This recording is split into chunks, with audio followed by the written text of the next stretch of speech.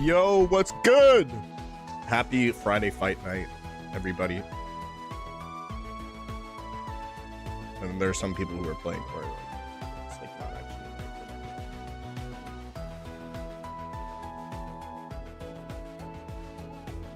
My opponent checked in 11 seconds after check-in opened and has not said a thing, has not joined the room.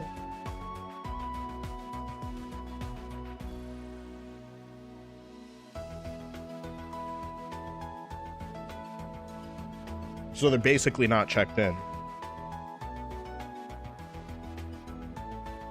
Which is kind of annoying, I'm not gonna lie. Starting my round one. Gabe, what's good? What's good? Yo, shout out to Gabe. Shout out to his family. Gabe, I forgot to ask you, do you stream at all? Or do you plan on streaming and stuff? Because I know you do like dance content creation and stuff. But it'd be cool to see you play Pokemon. Alright, I'm just waiting.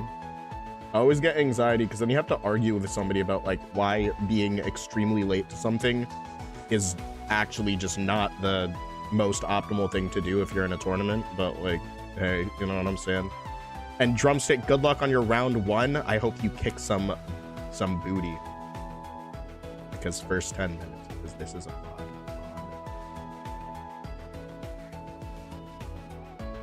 Time to wait. I had an opponent do that to me yesterday, then get mad when I called a judge.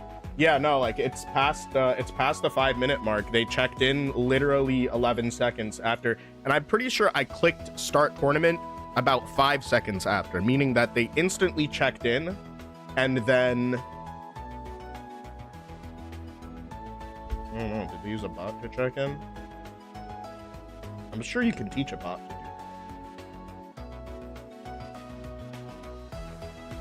Because the interface was bugging, so I refreshed it and then started. I'm actually planning on starting next week. I have the capture card. I've just been lazy about setting it up. It's not super annoying setting it up, but I'd say like just start, and then afterwards you can like sort of optimize it, or you could spend like an afternoon like optimizing it. But if you have any questions, let me know. I'm not like the #1 authority on knowing how to set up streams and stuff, but I've definitely set up a lot of streams. I've got it to the point that I can set up my triple stream in 10 minutes, which used to take me much longer to be ready to go live. I'm not gonna lie. It used to take me super long.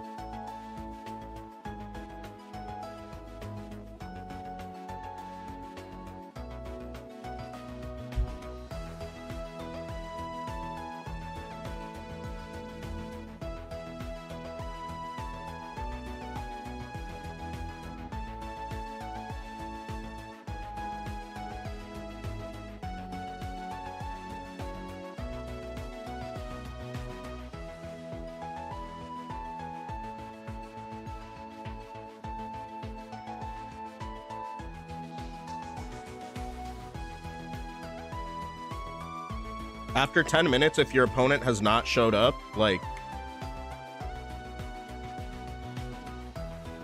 you just gotta take the game. Honestly, that's what it should be.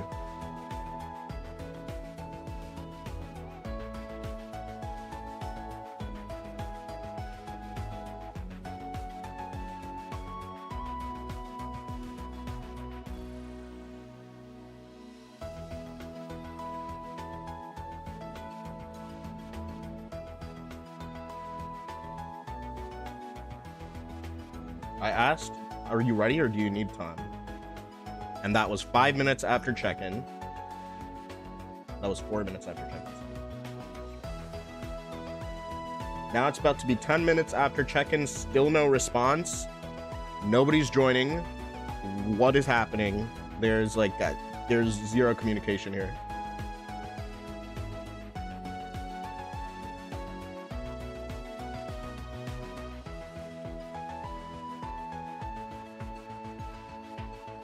Ty Drew, what's good?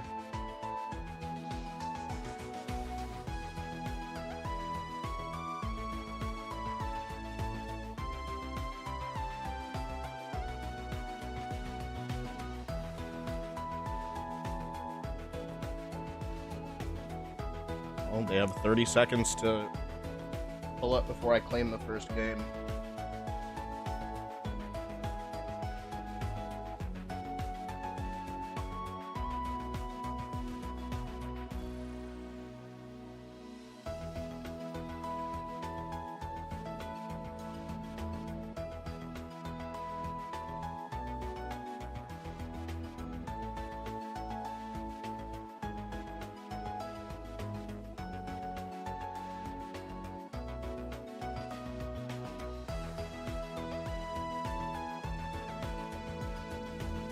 Been 11 minutes now.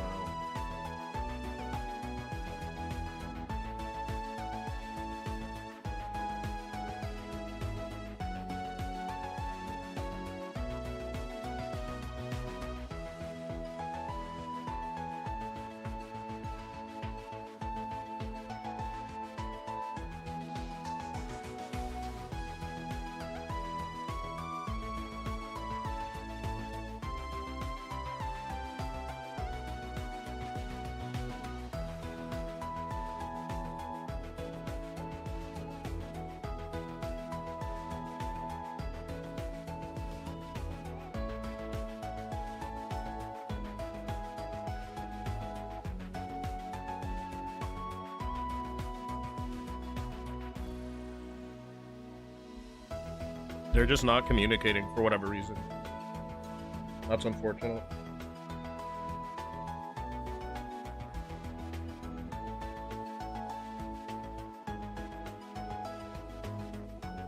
I want to start up to force myself to practice on ladder more. Yeah, practicing on ladder is... A lot of times you don't want to do it, but I feel like the more you play on ladder, the better you become at sort of...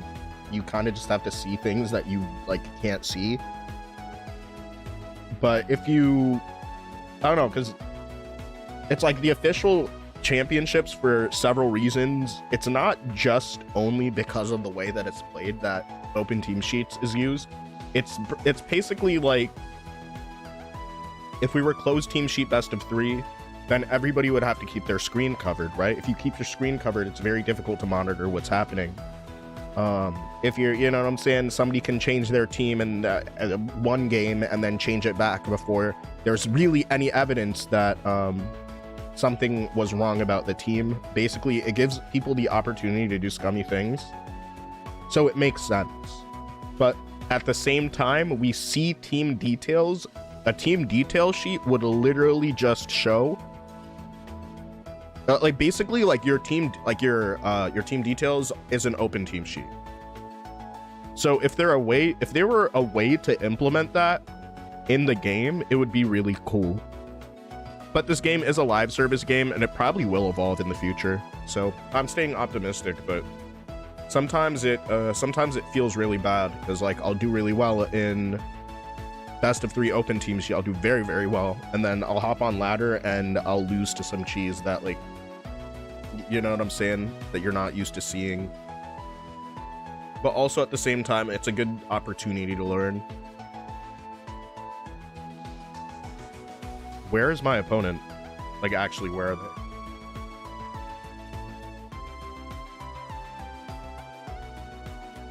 What is good? Hold on a second, I gotta open my... I gotta change up my interface slightly so I can see every chat properly. Welcome back, appreciate you being here. Thank you for the sub.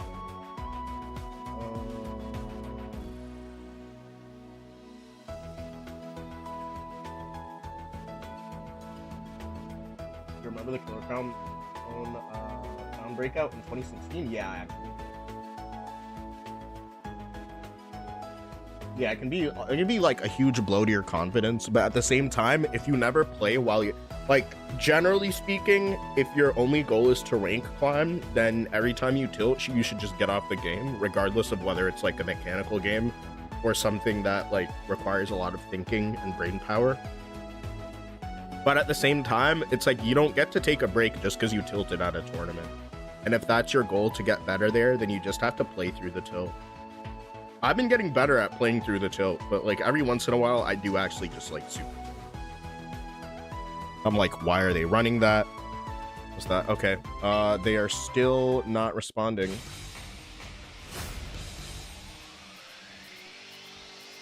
What does that think that it does every night? So let me just spectate a match. Bro, this is super annoying. I don't know why it's in light theme. Hold on, give me a second. I can't see one of my chats because it's literally in light theme, and it's actually like the worst thing ever. Like it's actually so terrible. It's like actually genuinely awful to look at. The way that it's the way that it is right now. Okay, so let's see how I fix this. Can they fix this interface? It's actually so super. Hi, Big Dame. How are you doing, buddy? Your opponent said, I'm just gonna check in and dip. Yup, exactly. They checked in for the love of the game. Oh, it didn't kick me out of the room.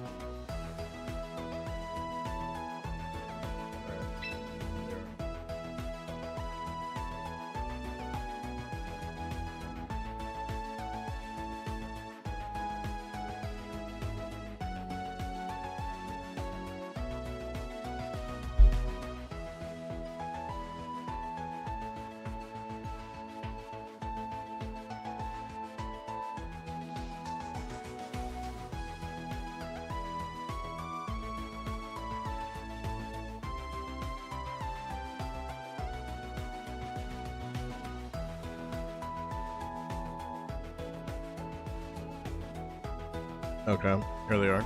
We're starting from game 2.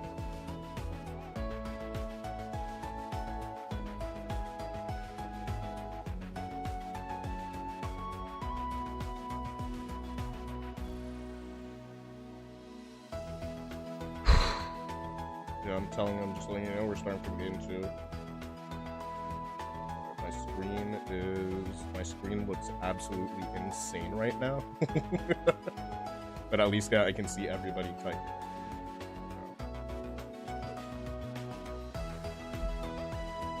Alright.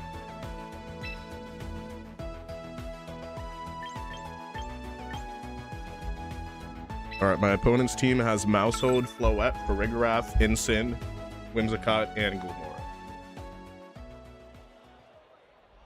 Sash, Whim, Mega Gilmora.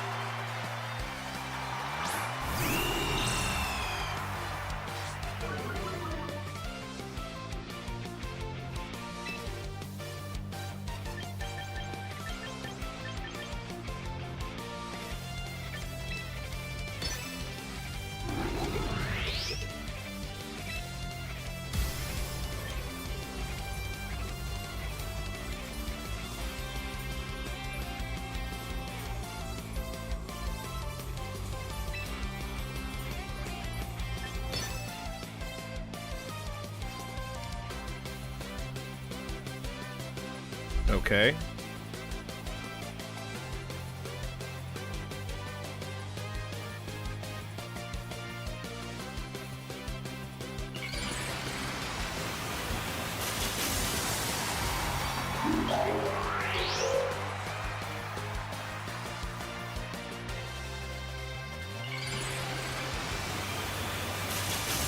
Hi, Cage.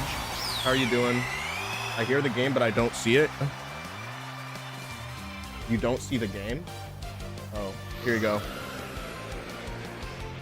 Thanks for reminding me, Spency. Nobody said anything? Y'all were just watching with a blank screen? That's absurd. I mean, I appreciate the people who are watching. But, thank you. Appreciate it. All right, Grim goes down.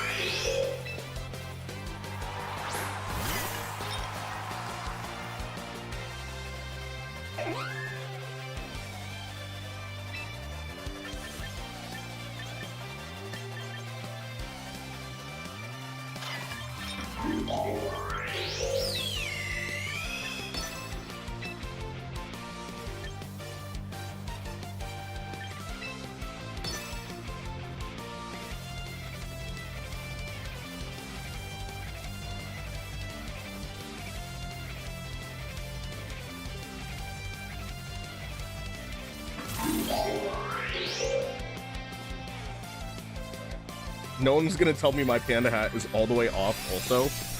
My god. Y'all got me out here looking crazy. Yo, Nugget, what's good? Welcome back, Nugget. How you going? How you doing, bro? Scott, how you doing?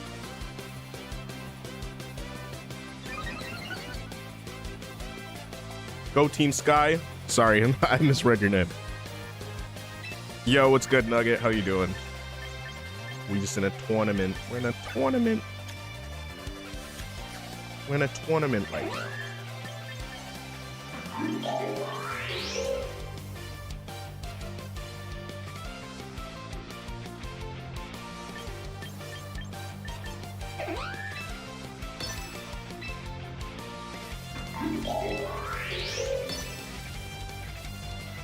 Great, chilling with my puppies. Nice. What type of puppies do you have? Dude, I love puppies.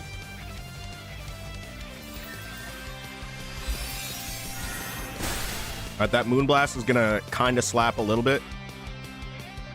And what's it gonna be? It's Power Gem.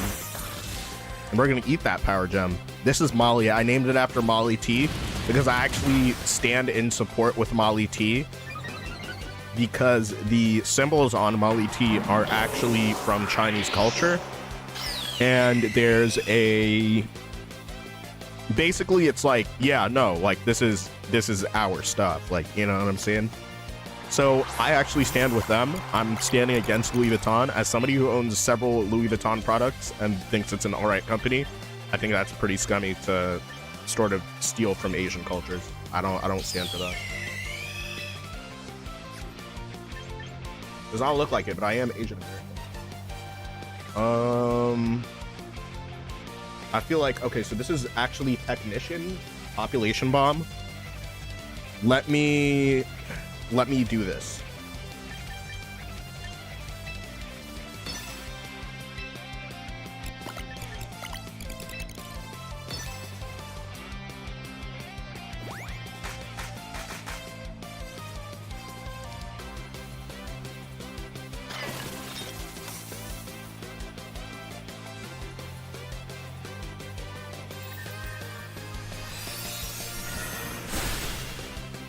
Oh my gosh.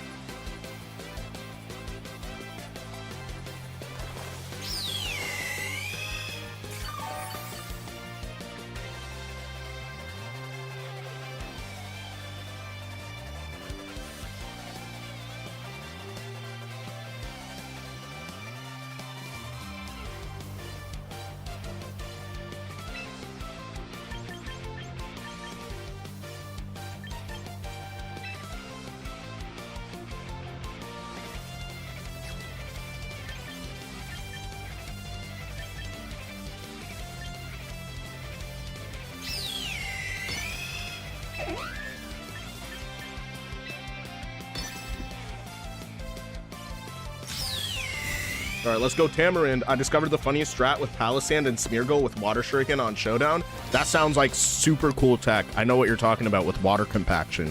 That's a very cool, that's very, very cool tech that you're working with. Tell me how's it going, and are you using it in singles or I'm assuming doubles because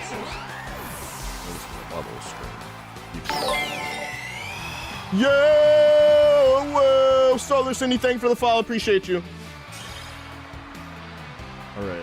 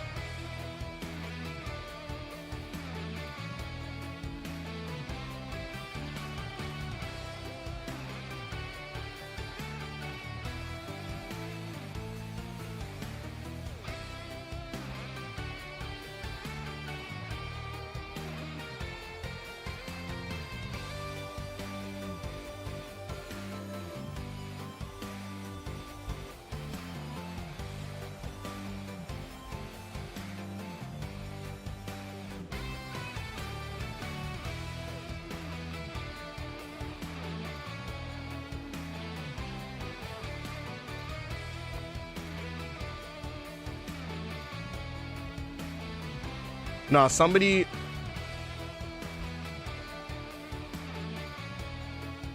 talking down to Drumstick.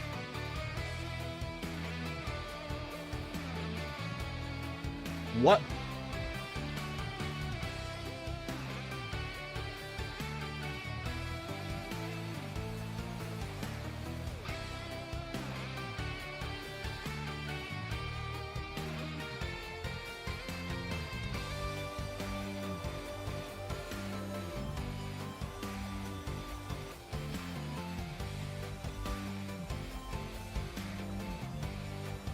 Somebody's talking down to one of my longtime community members, and I'm just making it very clear.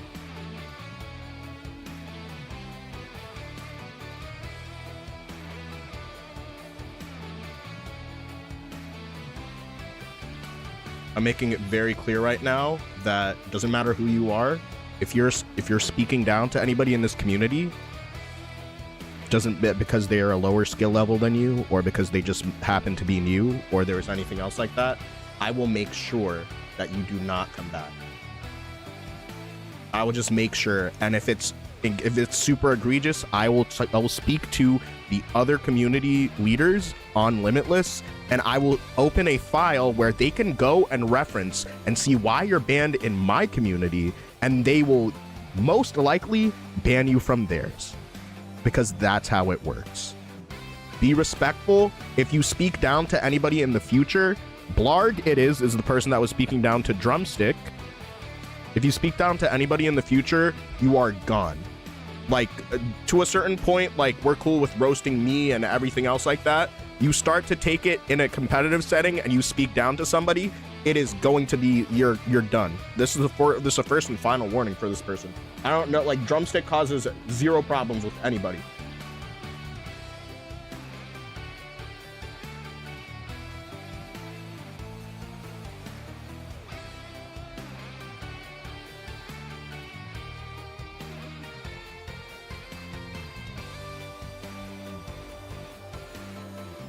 Yeah, you have to move team sheet errors. So what you do is, like, you just go and fix your team to match the sheet that you submitted. If your team is anything different from the team submitted, then that's an automatic game 1 loss, right?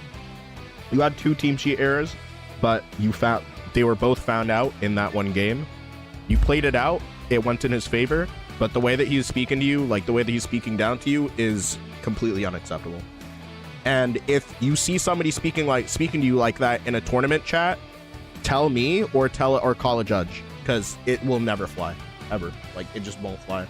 Especially when people are new or trying to get good at a game, we don't need people looking down on them or being condescending. Team sheets happen. If somebody spoke to me like that in person after I had a team sheet error at like a regional, I would crash out. I'd be like, hey, listen, like, you're not going to speak to me like that. Well, that's my version of a crash out. I worked corporate for several years, so like that's my version of a crash out is a very corporate crash out. But at the end of the day, it's like It's just bad. It's bad energy. Like, I don't want, like, you know what I'm saying? I'm considering, I'm just telling him, do you understand that if you speak to someone like that in tournament chat, you will be permanently banned. No mean-spirited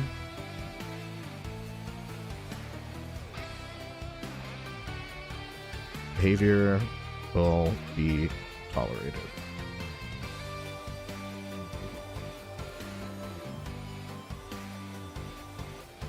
Make it clear that you understand this in this chat, or you are disqualified before the next round starts. Oh, so it's you. Hi, I wasn't trying to speak down to him. That's just how I talk. Nah, nah, I'm gonna keep it a buck with you, Blarg. Like, now that you're pulling up to chat, like, I'm gonna keep it a buck with you. You speak to any person like that in my tournament again. Now that you're in chat and I can speak to you directly, you speak to anybody in my tournament like that again, you're gone. Like, you're gone, buddy. So I want you to right now, since you thought it was appropriate to come to my chat after speaking down to somebody the way that is, I want you to apologize for being condescending to my friend Drumstick, who was in this chat, and he has been a community member for over 5 years, and he's never started an issue with anybody. If you have an issue with a team sheet error, you call a judge and you keep it respectful. If I see that shit again in my community, you are fucking gone. Do you understand this? Because that actually, of all the things that like pissed me off today, that pissed me off the most. You will never speak to somebody like that in my community again. Are we clear? I'm sorry for my harsh language, and I will not type anything moving forward. You're damn fucking right. And you better keep your act straight. I don't want to act like anybody's parent here, but I absolutely will. In my community, we keep it respectful no matter what. If you don't have respect for somebody, you should not be competing against somebody. We treat everybody as equals here, and we keep it respectful. If somebody is relatively new and they have a team sheet error, that's an error. You already got the match. No need to rub it in somebody's face or be a dick, which that's exactly what you were doing. You were being a dick. Keep it clean and keep it respectful, and this is going to be the last time I ever speak about this. Loving the tournament and the show so far. You're part of the reason why the show is getting ruined right now. Keep it respectful. We don't want any assholes in this community. You can win a match without being an asshole. 100%.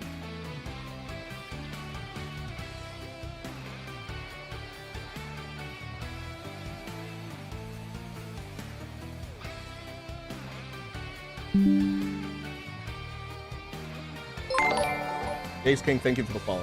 All right, we're gonna be good vibes now, but I just didn't like that. W streamer, no, honestly, a W streamer would keep a level head more than this. I'm gonna keep it okay with you. That was a crash show. It was a crash show. It was literally a crash show. I just don't play about my community. Followed you for your message. Thank you. But yeah, one thing for sure is that all you little goblins that like to be sort of mean-spirited and like act immature and super this or that or the third because you're good at Pokemon, like, I'm just gonna tell you straight up, like, I will drag your name through the absolute mud if you try to act like that in this community. You cannot have a community with competitive integrity if people are shitting on each other. I've literally had team sheet errors at regionals, and you know what? They don't rub it in your face.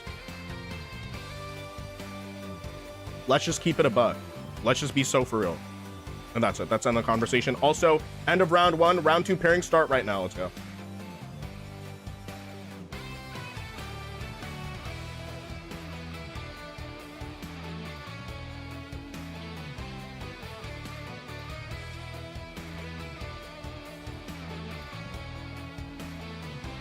I'm typing a notification.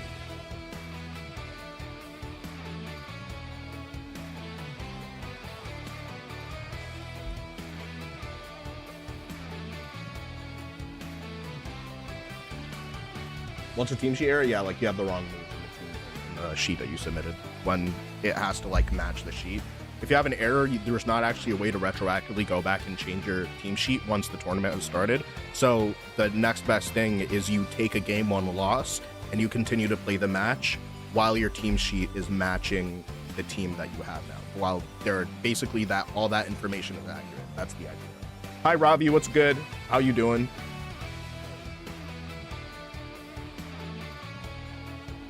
All right, we're going up against Paid Money.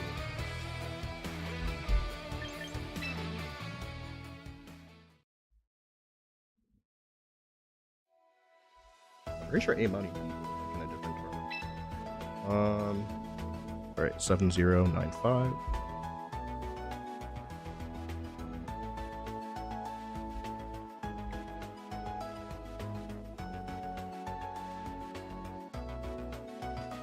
Next week, can I join the tournament? Literally anybody can join the tournament. It's like on Limitless. Unless you've done something insane or super rude, like in a previous tournament, everybody's able to join a tournament. Or if you've done something absolutely absurd and completely unacceptable in a different tournament series of somebody who happens to be in the server and has reported you, you can't join because you'll probably be on a ban list. If that's the case.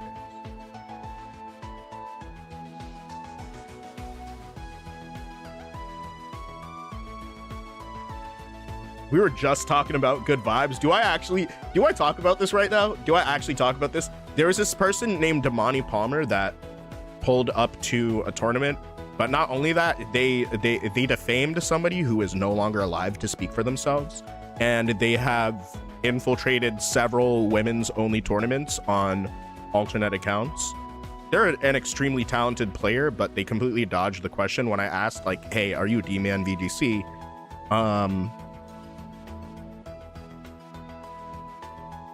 And yeah, I played one tournament before. Yeah, no. Like, you're good. You're good. Like, everybody can play. But if you do something weird like that, or like you're actively spreading harmful information about other people, or you're just being like, yeah, in that case, like, you just shouldn't. But I feel like that's common sense because, like, who would want something like that? Yeah. Shout out to Sticky Nick. Shout out to Stick Nicholas. Stickler Nicholas. Stickler Nicodemus. Got that stick.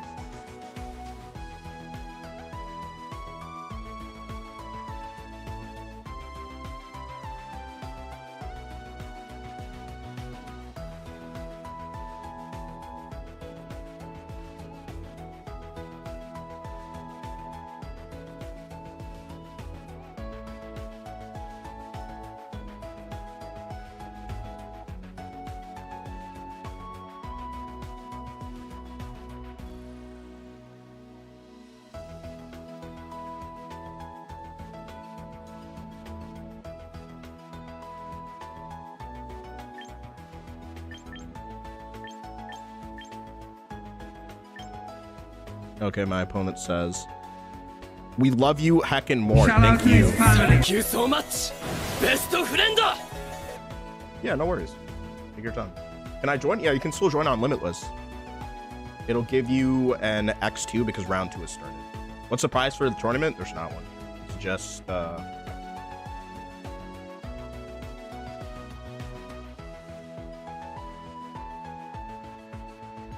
yeah, so you can still potentially cut if you X2, but because it's a wide cut to top 8, even though it's like 5 rounds. That's just so people can get more practice.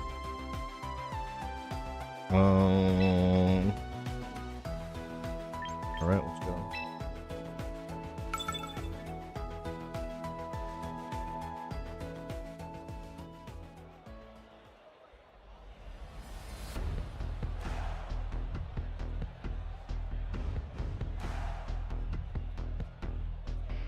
All right.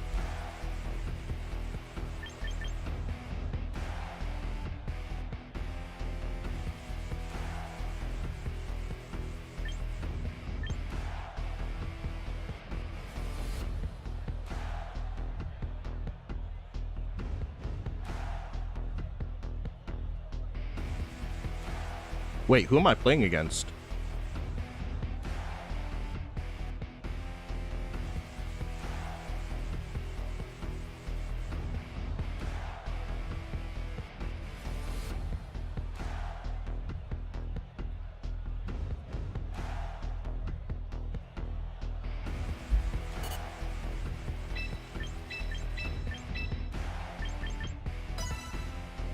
Who joined, bro? Who just joined the lobby?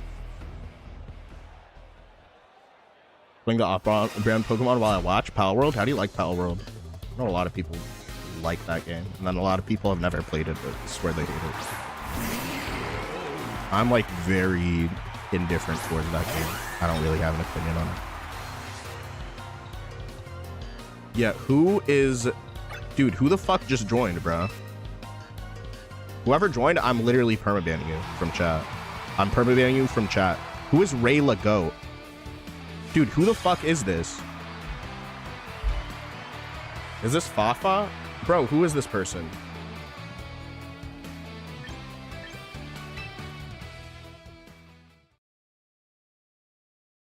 Watch, and they're gonna try to rub salt. Who the fuck is Rayla Goat, bro? That was me? Yeah, dude, why the fuck are you joining when I'm literally playing in a tournament? What is wrong with you?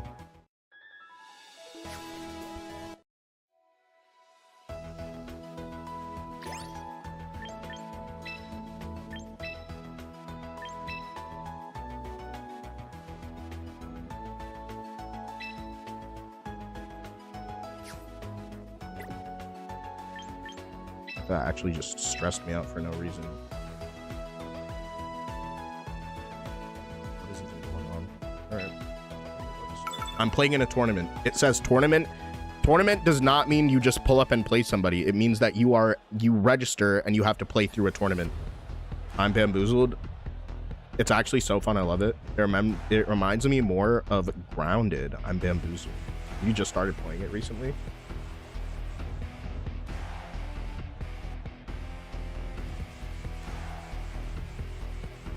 Okay. Yeah, that was completely unnecessary. I did not see relax. I am relaxed. After doing the Olympic game, the card fell Fox.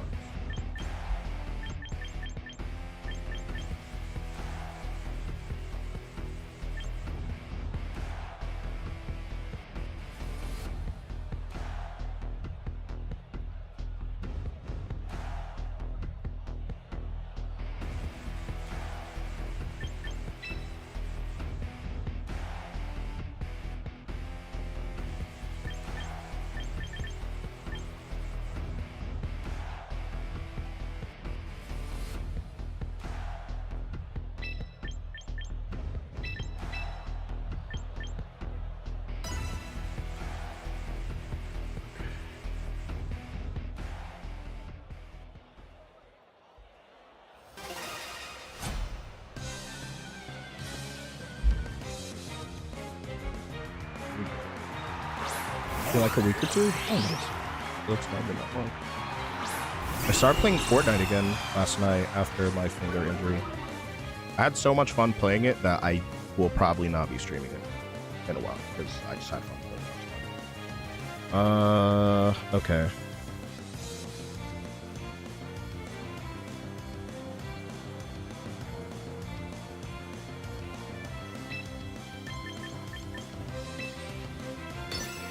I just played Fort again recently. Should add me.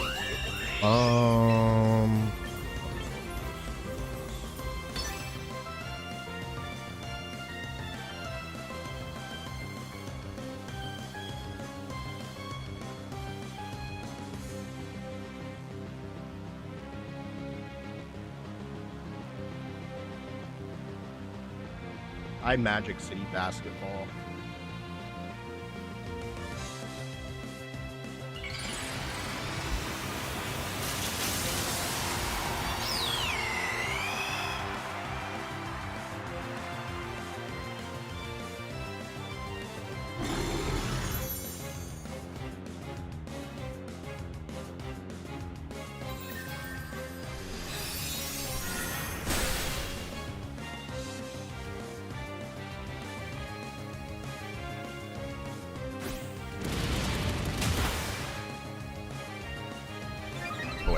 Sorry.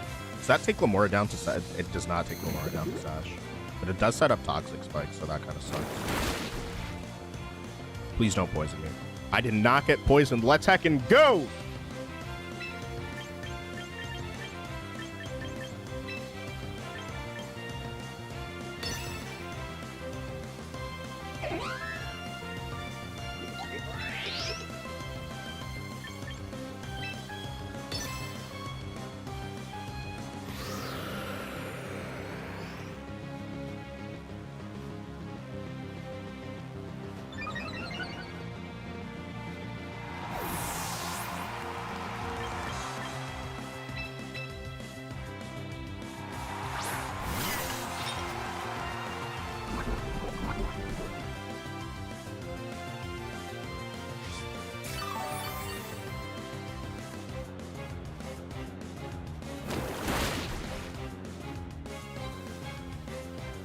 All right. Okay, that's a wonderful turn.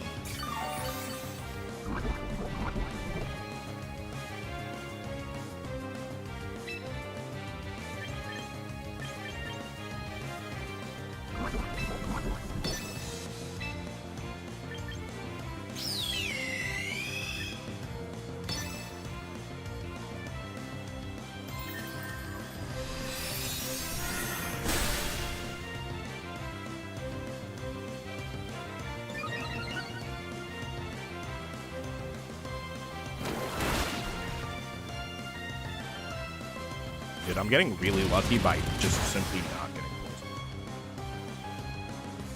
poisoned. No, that's a good nickname.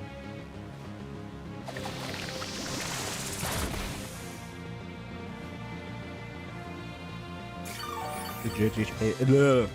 I can't even speak. It's a JJK team. The GOAT is back. Yo. Shout out to his family. Evan, I named my Raichu after you. Dude, Star Raptor. My whatchamacallit, my big goated but somewhat semi-washed goat is so back. Okay. This is gonna be kind of annoying, but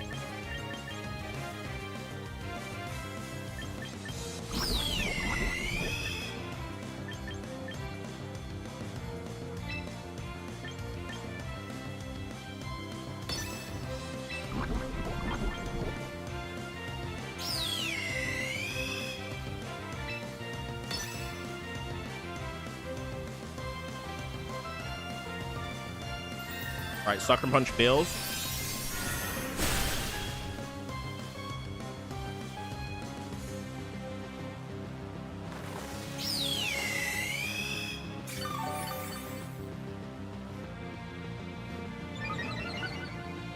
Let's go. This is one of my favorite things to do. Strength Sap goes super crazy.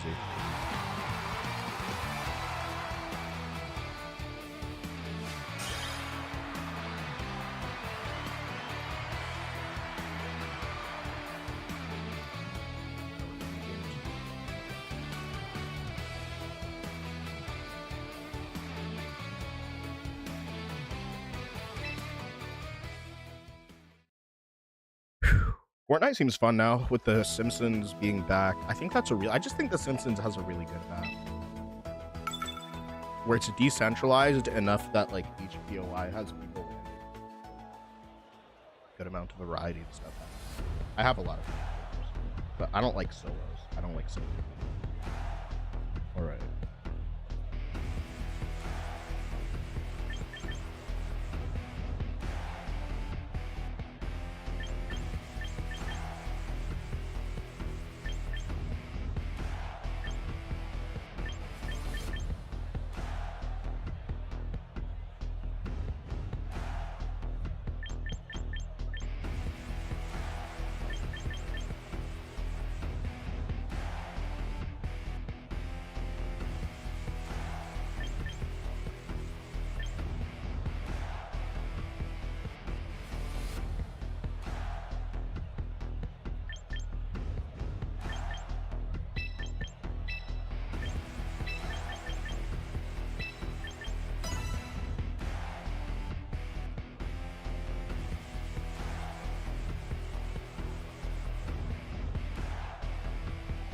Dude, I've been drinking 196s recently. I don't know what it is, but like that shit is so good. That shit is so unbelievably good. It's like, it's cool. It takes the concept of something being lightly sweet but pleasant, and it makes it very enjoyable. I think it's like 3 grams of sugar.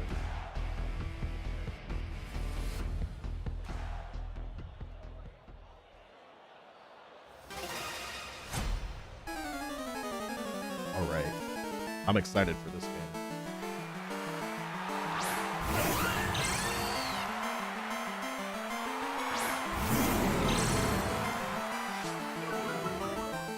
All right, this looks pretty good.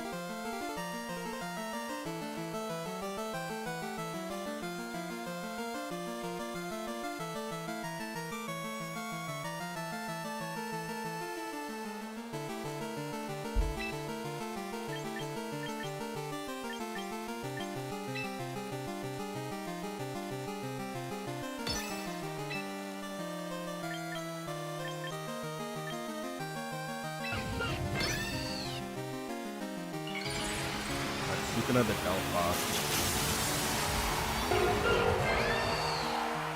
Delphox is pretty scary.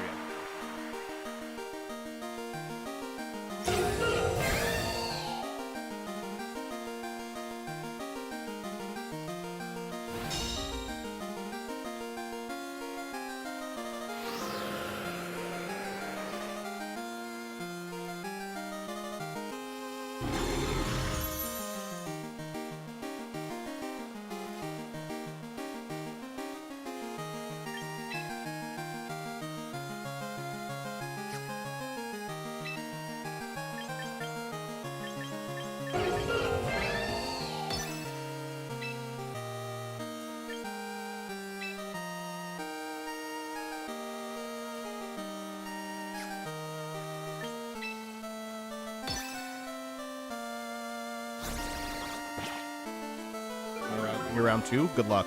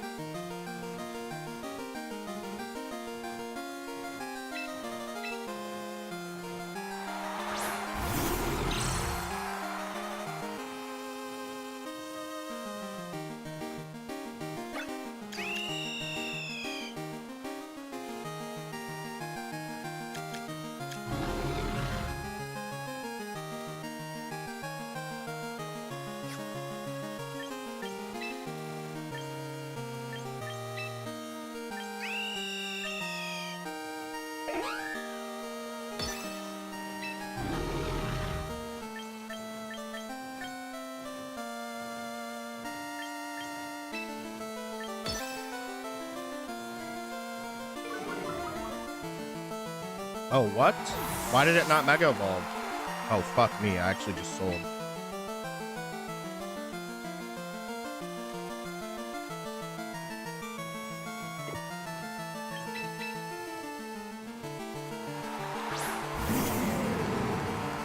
I high-key just sold the game if I get doubles.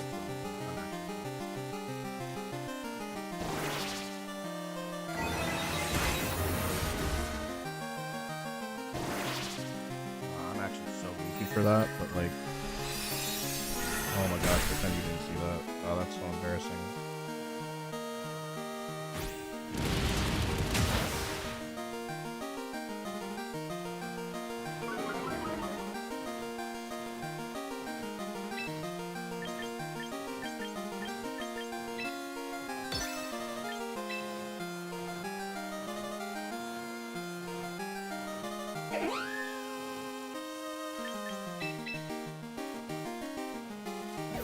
Actually, that was my goal.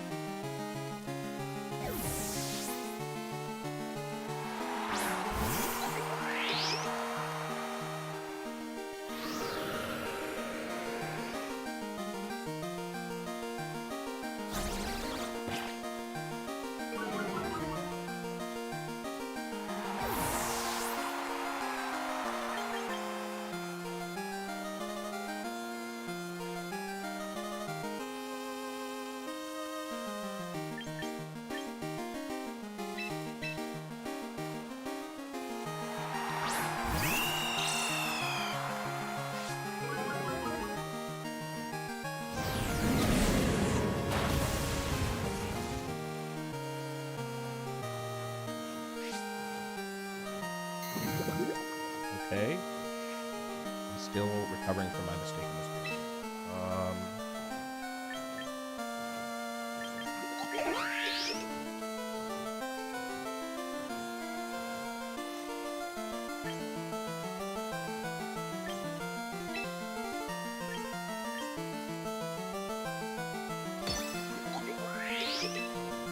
Yo, Rick, what's good?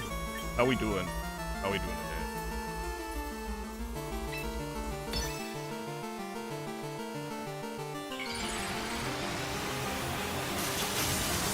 How's the tour going? Going well. How's your day going?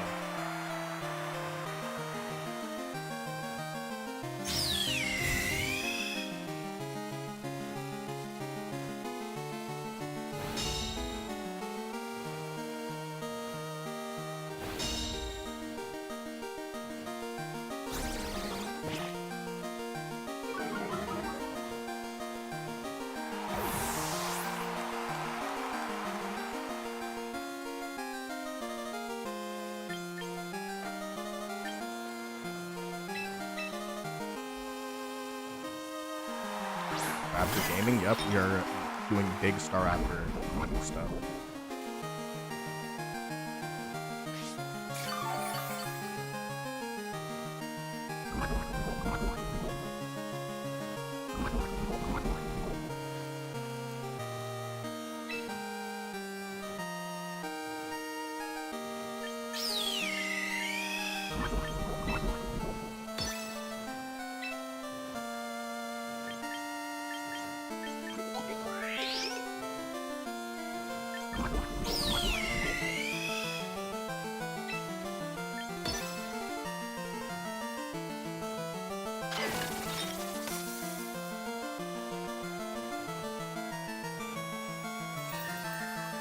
Zigzag, what's good, buddy? How you doing today?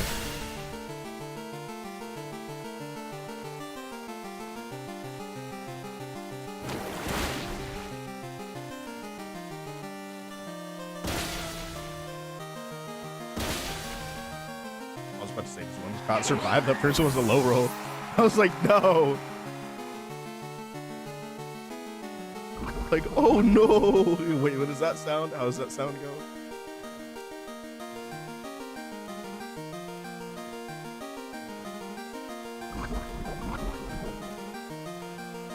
Alright, Whimsicott's I reported team sheet error and then you responded. And cleared the judge request in the time that it took you to get from there to judge.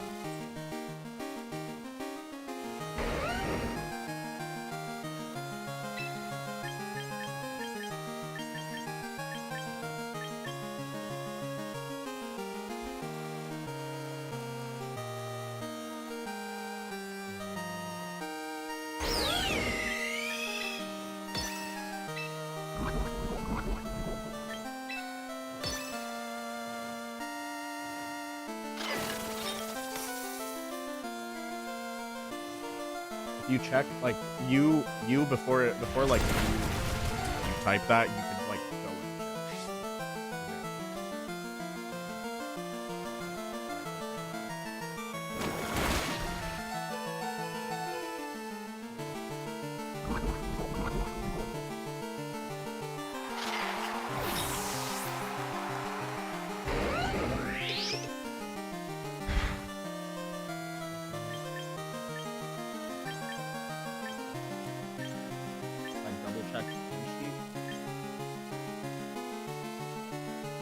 came up in game 2. Yeah.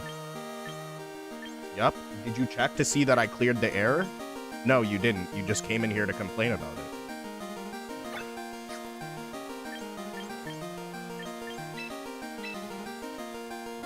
Like right now, what are you doing? You're heckling me like after I literally cleared it. I said fix before the next round.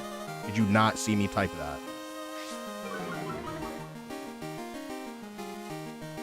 I don't need anybody complaining about that. Like when you know what I'm saying? Like,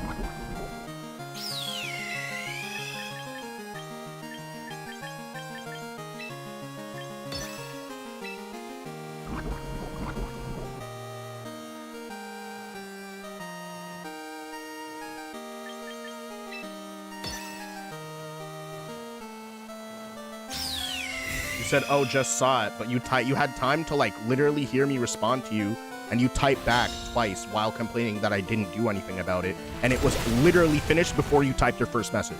That's what I'm saying. So you don't need to be rude about it.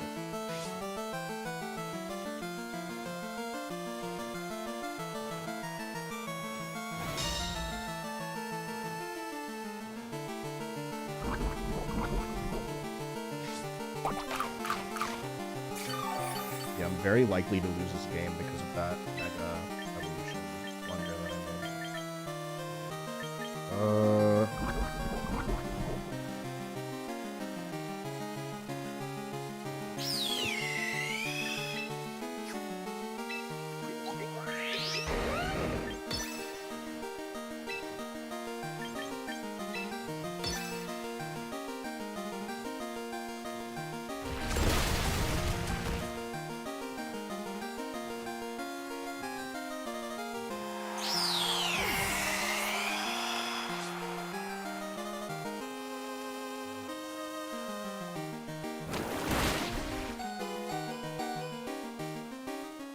Oh, when I flinched that turn.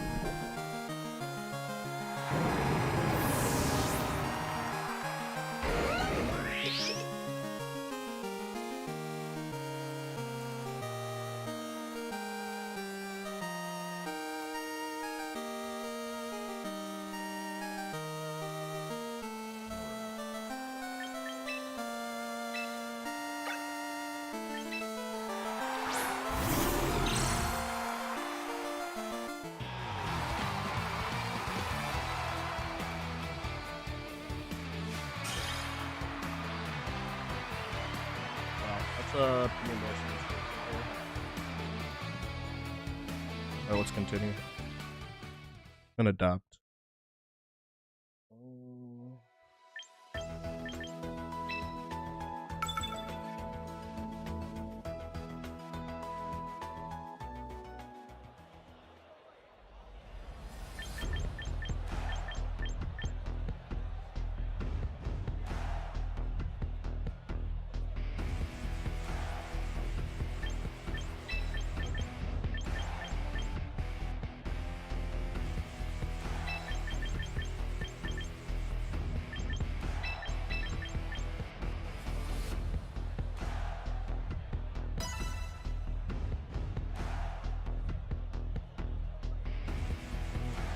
I'll just have to be more careful. I think I'll...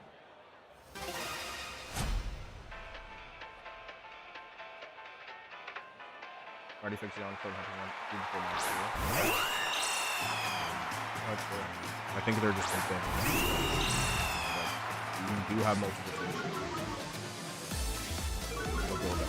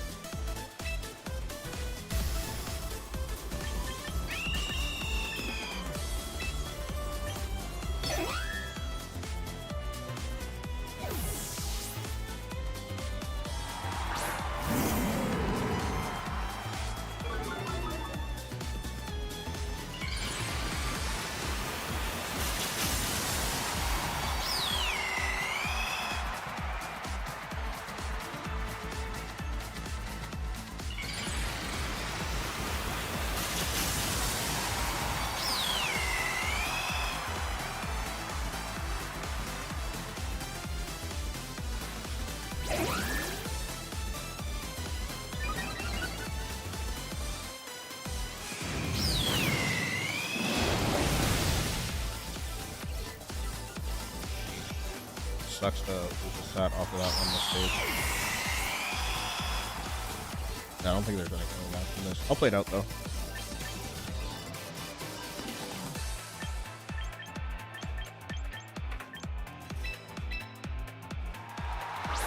That's that neutral damage too.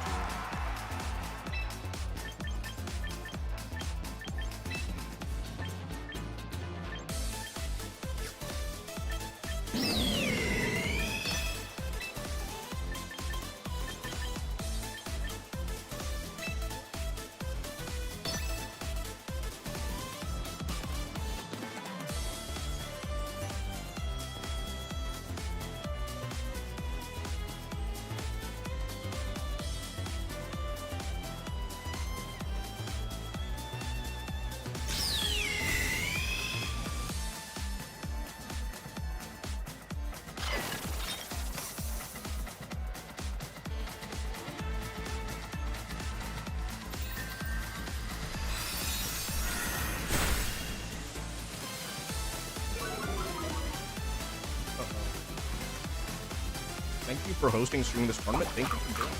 Appreciate it. Ooh, that's interesting. Depending on the role, they still survive. That's funny. It's a good count. It's a good count.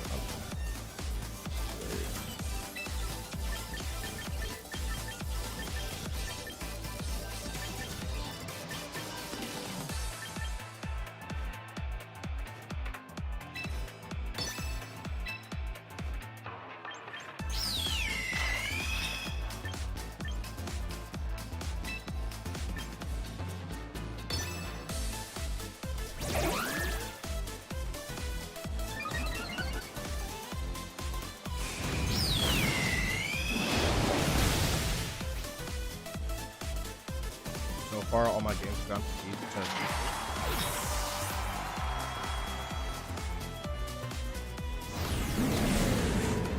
Red is tired. Welcome back, buddy. How are you doing? I think this game is pretty dry.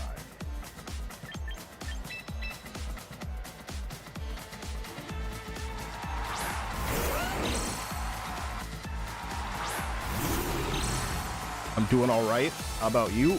I'm chilling. I've had a great day today. I'm pretty happy.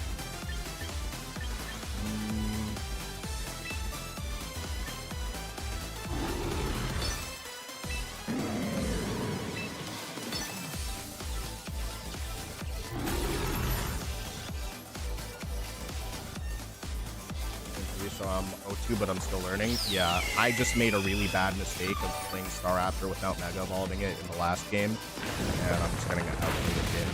So it happens, but you know, learning is the best thing you can do in that situation.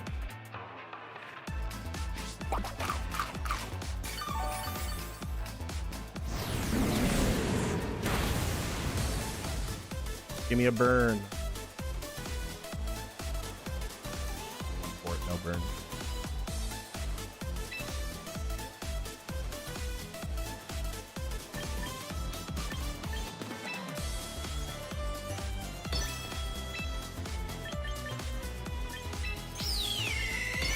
Yeah, it'd be like that sometimes.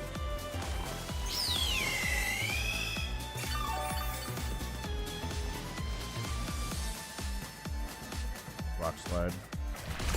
Not the slide.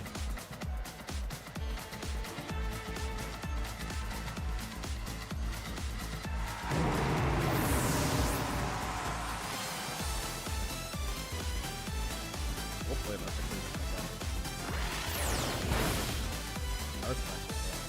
You're the one that makes the mistake. It's your fault.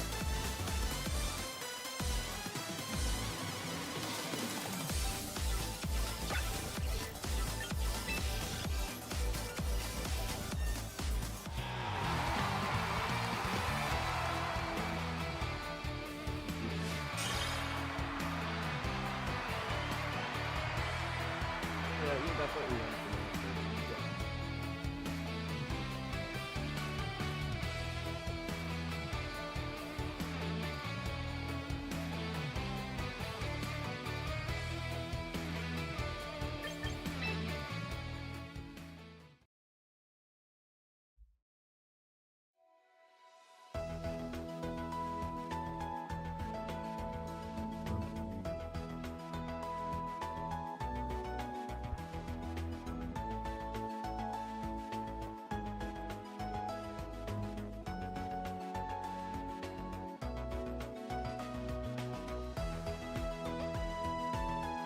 I think learning from your mistakes, it just depends on like how you learn best. Do you learn best by like actually just making the mistakes and then learning to correct them later, or do you just like are you good at learning from them?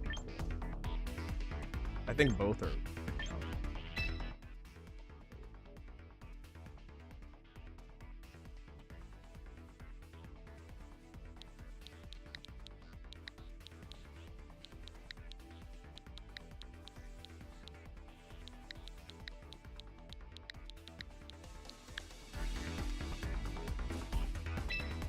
Finals room. I'll do it then.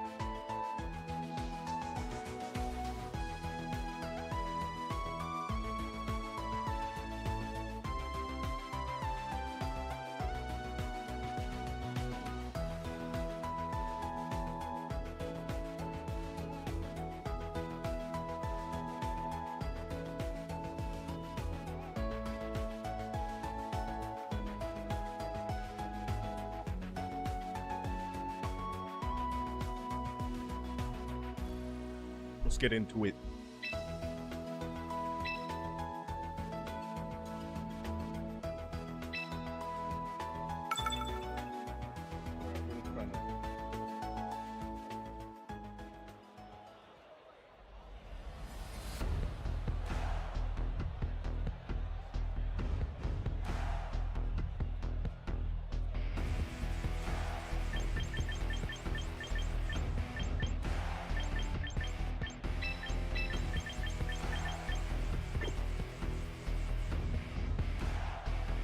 Oh, this is the same team.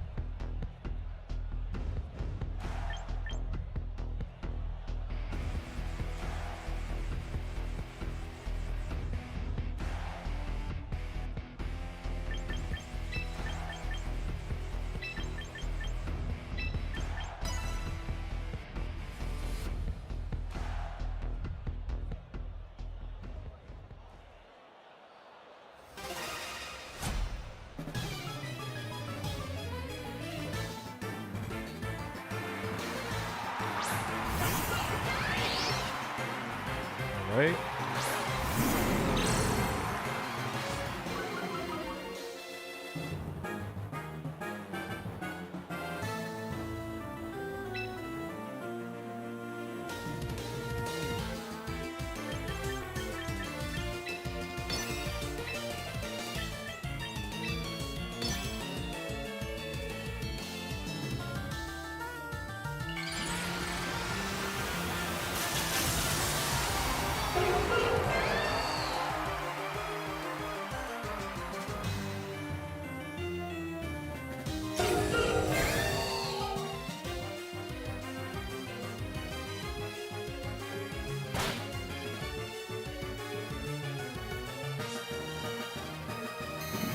The game?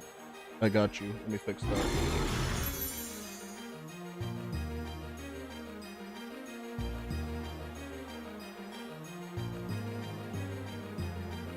All right.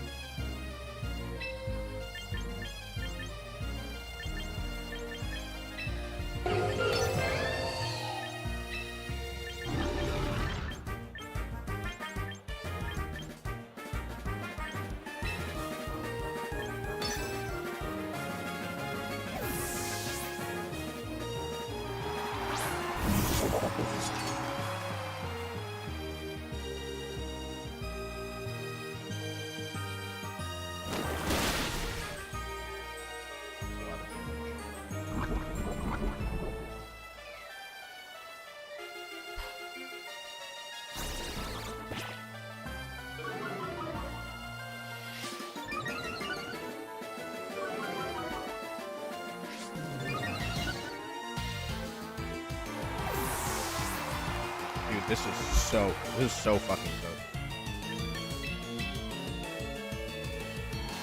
Yeah, this is just so cooked. This is super dope. Yeah. Nah, King Gambit just got +6 in one turn. That's incredible. Shout out to King Gambit.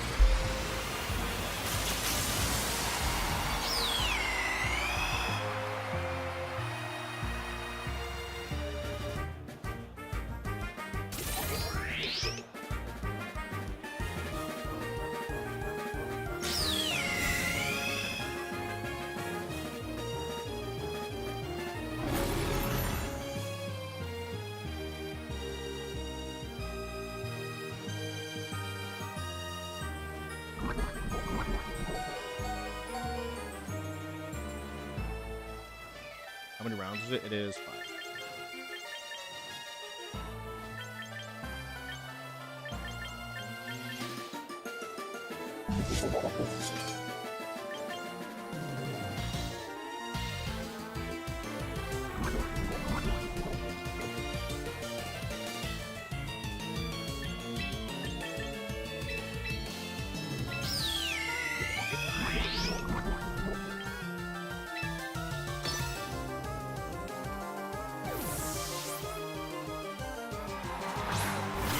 After that, you got it. You got it. You're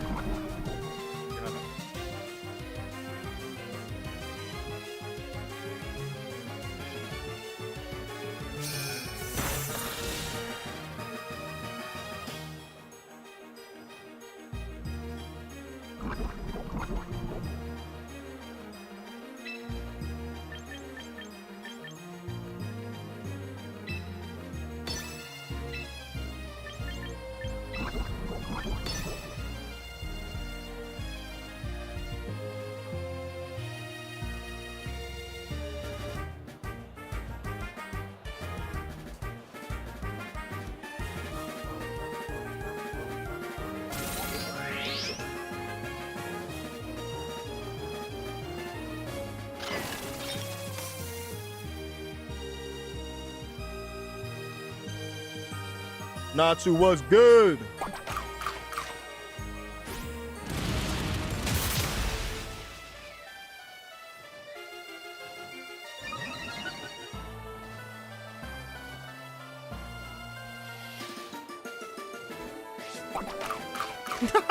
Yeah, no, I'm not surprised.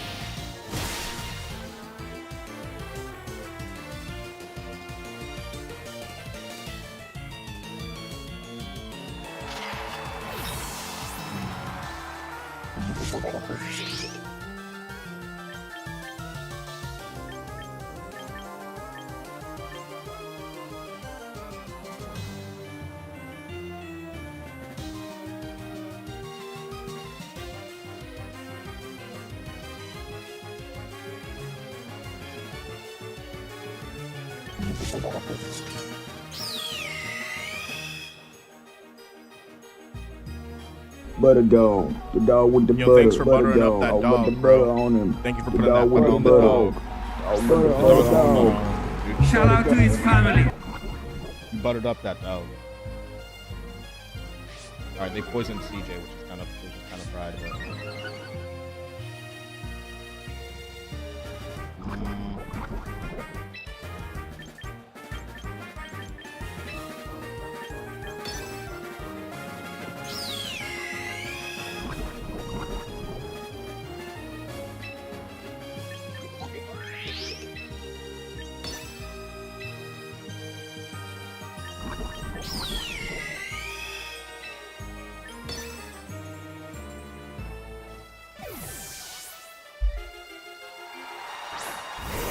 Like Garchomp? Okay, it is Garchomp.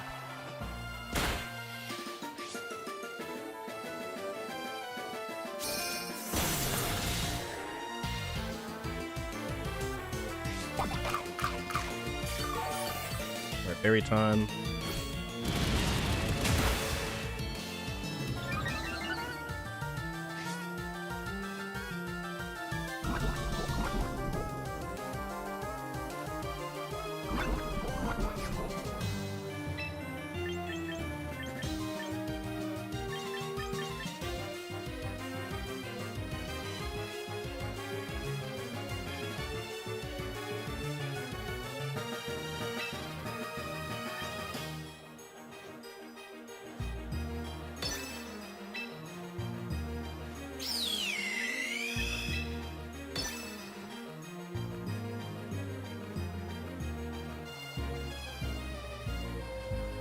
I feel like this is a rock slide type of turn.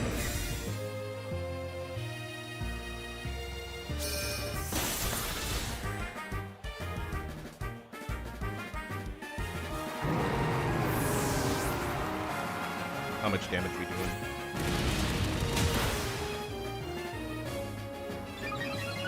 That's okay damage. That's okay damage.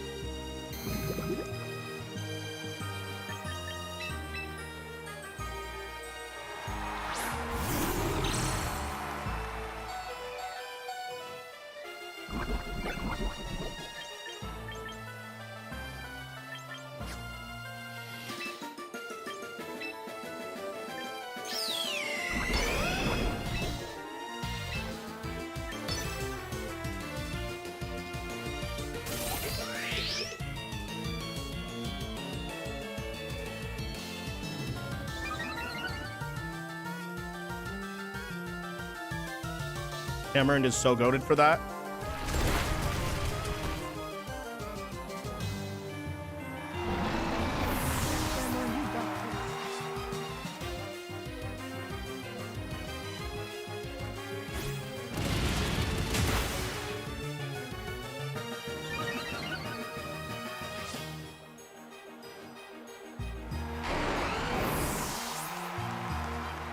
All right, that's good. That's a good thing.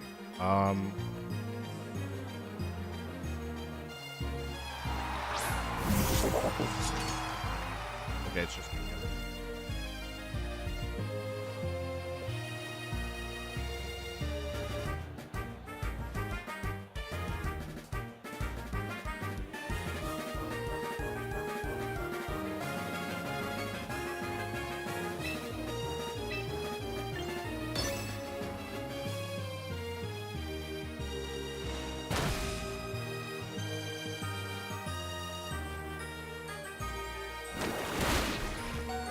Was that a crit? That was a crit. Oh my gosh.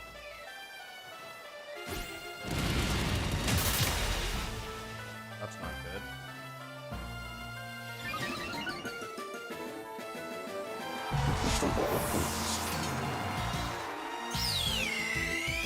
That crit might have actually cost me the game. No, I think it did cost me the game.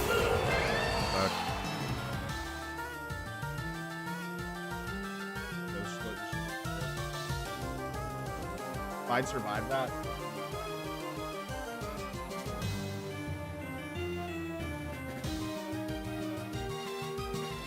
No, that wasn't.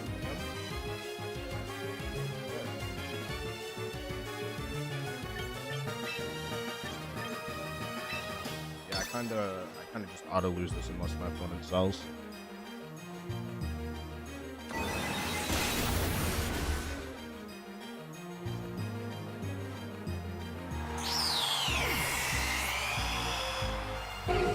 I made like a really terrible turn in the last match that basically I forgot to Mega Ball the Staraptor and it actually just cost me the whole game, and then game 3 I lost.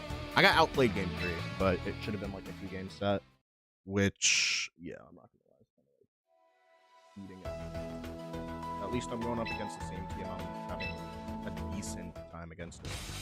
I'm not getting completely hit, but that's a good thing.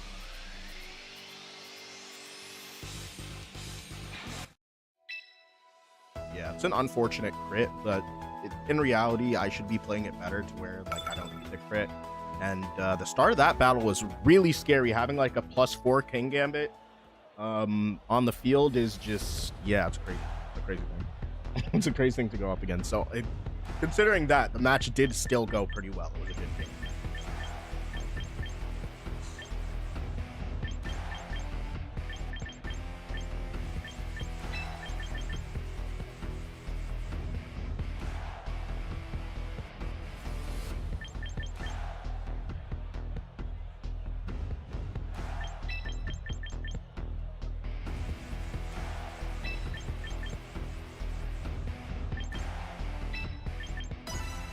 All right, I think I'm making a pretty good adaptation for game 2, but only time will tell. Only time will tell.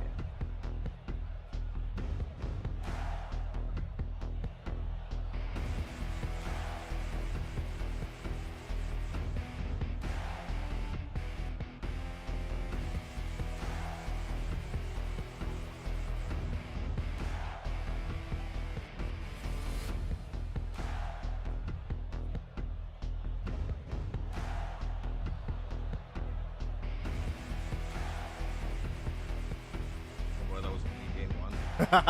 Yeah, it was only game 1. Okay.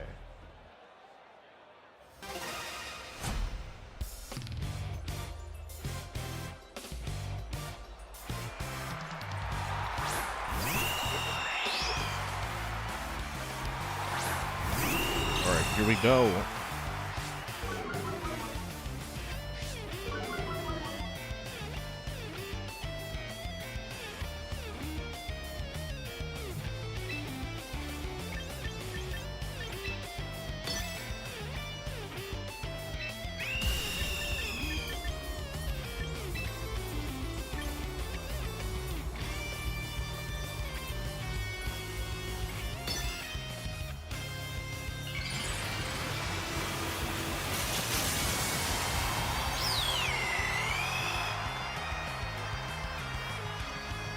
Okay, what I thought you guys were doing too. Yeah, yeah, you die or Opponent's faster. I'm gonna go ahead and assume that my opponent's faster because I'm not sure. Well, I'm not gonna say every single team is the exact same, but for the most part, a lot of people are running similar. I am running Adamant Raptor. They are running Giant Raptor. So, yeah, I'm just gonna go ahead from the information available.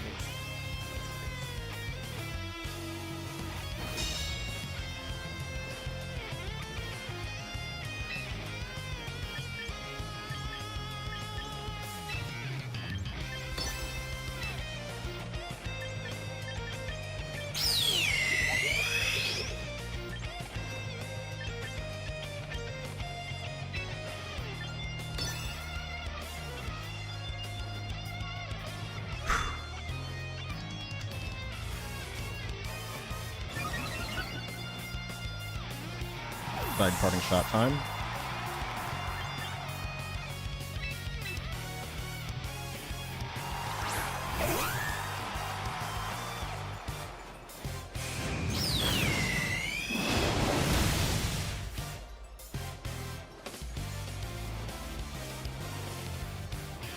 Why do you cover your screen so that I don't get screen?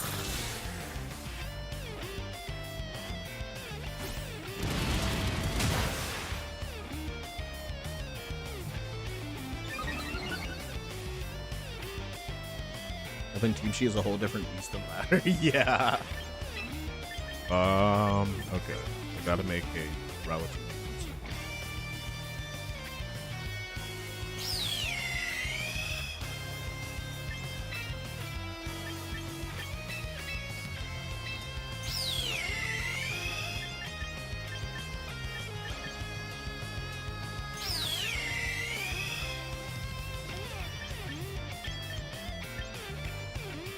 Oh yeah, that happened to me last year.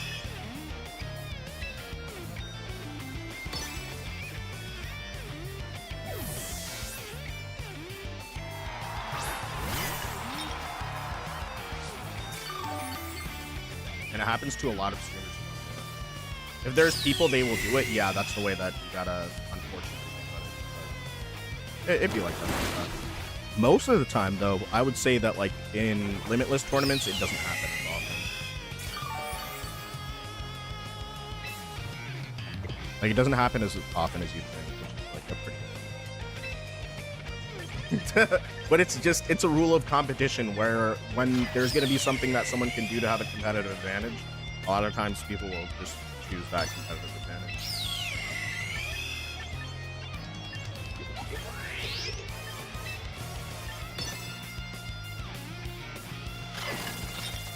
Heavy fist, that happens. That's why I tell people, hey, if you're streaming, I recommend everybody stream it, or at least try, right? Like, what's the worst that can happen? You have a bad time, you stop streaming it. I've had people stream snipe my friends in previous tournaments that I've held. Is that another crit? What is good with these sludge bomb crits? They're actually absurd. They're actually absurd. That crit actually didn't matter, but I'll take that boost at least.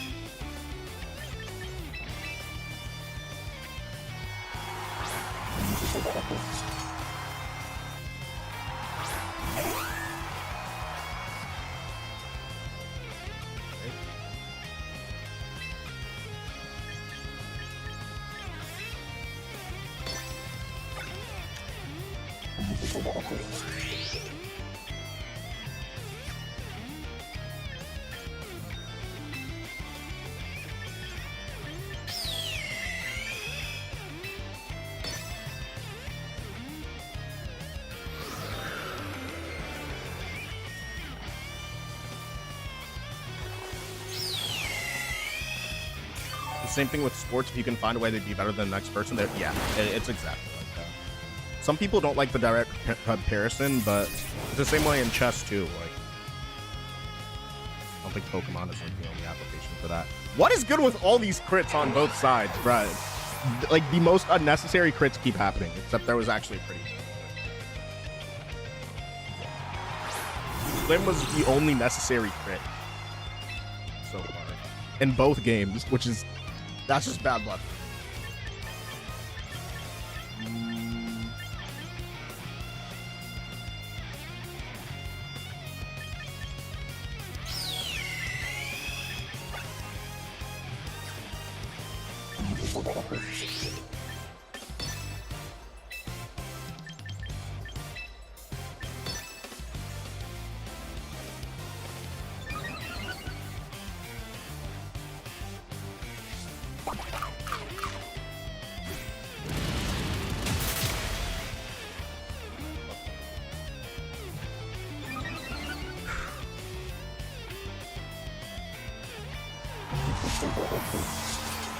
If I got my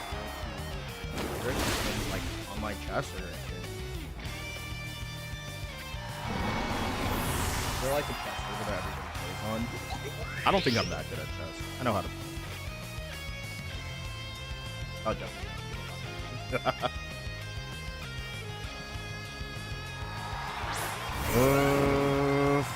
Okay, this gets kind of rough.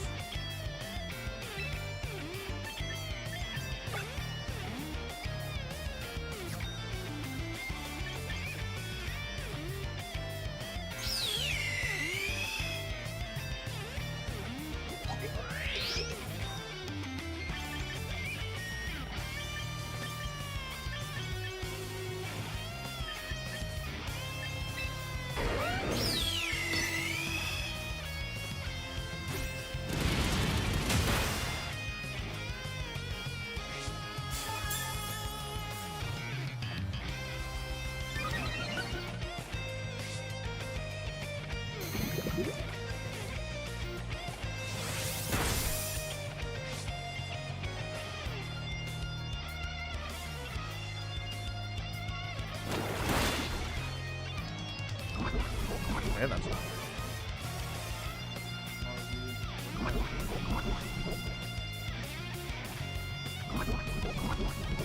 I view sports the same thing. Yeah, no, I kind of look at it. I'm not like an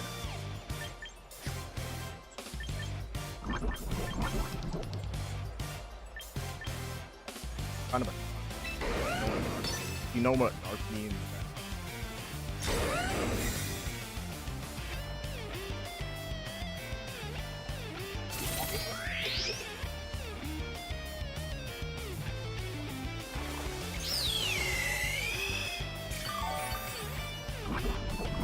Oh wait, sorry, you guys didn't get to see. It was just a double protect turn. Light screen wore off, and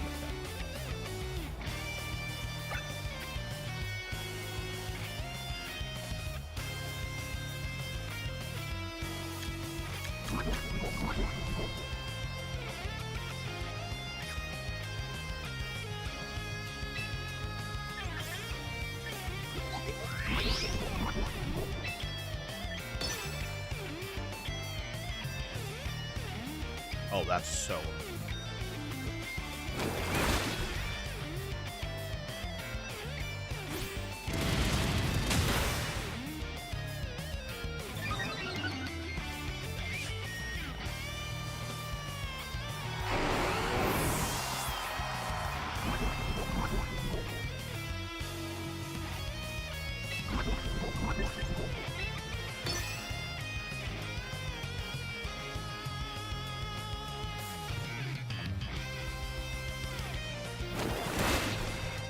It's a crit.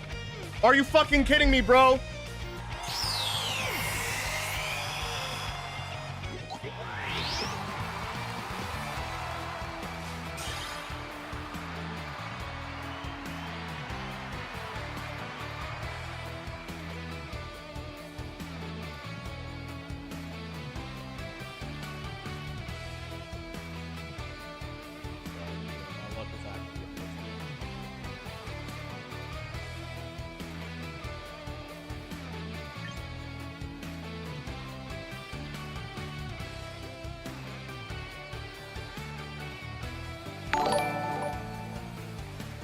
And like, bruh, that means 50% of their sludge bombs actually just crit when connected.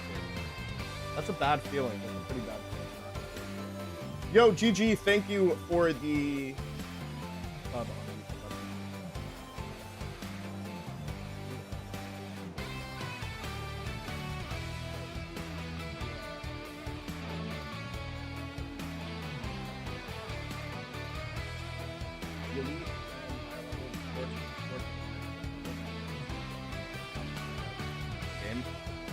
Esports is also very expensive.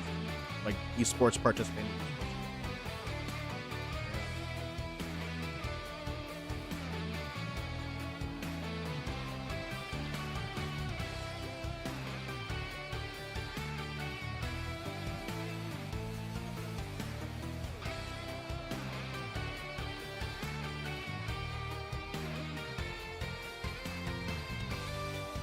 At least y'all can see how like unlucky I am, how canonically that's the thing. I'm the most unlucky VGC player. I'm the unluckiest VGC player.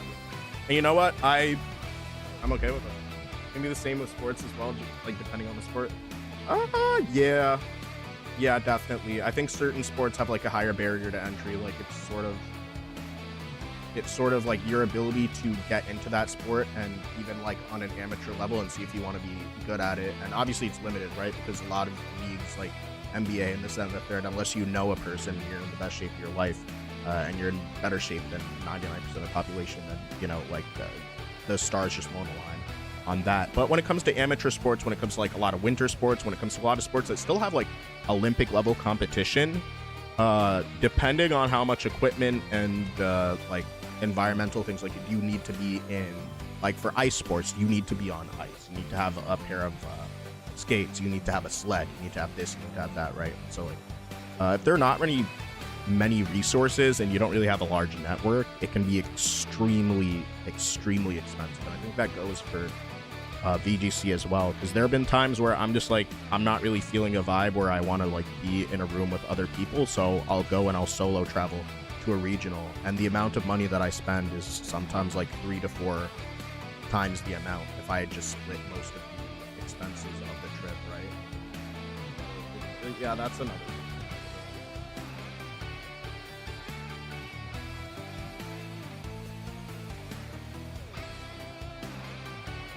You know, at least I can say last match I lost and that was my fault. This match I lost and it wasn't my fault. So I'll take that. That's pretty cool. You said you're having a bit of trouble hearing me? Okay, wait, let me test my gain. Ooh, it looks like my gain was actually down, which means it might have been a little bit difficult to hear me during this period. I don't know when it started. I might have just like slapped my mic. Which would be bad, but yeah, it is what it is.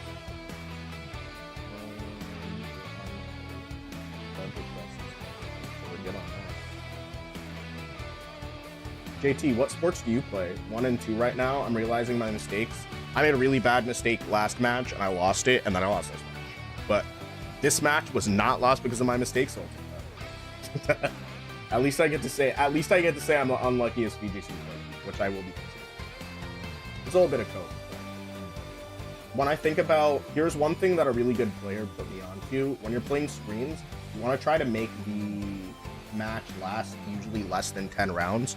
And that was like, what, the 9th or 10th turn? So after that point, it's just like, hey, this match has been going on for a while. If you haven't really had crits, you're statistically like, you're overdue for some crits, which is not really how it works. But if you think about it from that perspective, it's like they're more likely at this point. But at the same time, there were so many crits like flying between our teams like this past battle that I was like, okay, I'm not gonna go. Part of me in the back of my head was like, okay, if I decide to take too many roosts, if I just don't go for the attack, you know what I'm saying, then there's a chance that I just get crit because all these rounds have gone by. At this point, it's just like, oh hey, you got crit in like in 10 rounds there are 40 moves that happen, right? Not really, but like there's the potential that if all 4 Pokemon are surviving that turn, that 4 turns, basically 4 moves get used. At 40, it's like, hey, no, like it's very likely that there will be several crits. there are a lot more crits that time, and the crits also like didn't completely only favor my opponent, so I need to think about it from that perspective also. But for the most part, I think I was okay. I just need to be more mindful. All right, round 4 pairings will be up right now. Round 4 pairings are up. Good luck, everybody.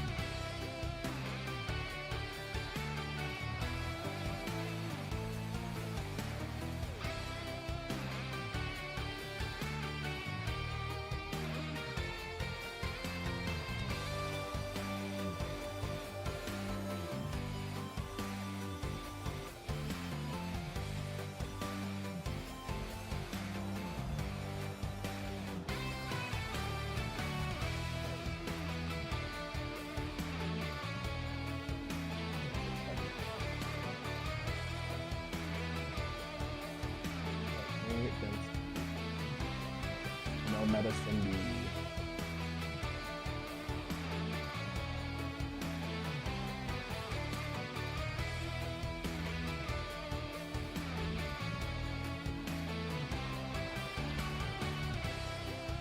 Okay, got the capture card up and working. I just need to get a mic now. Nice.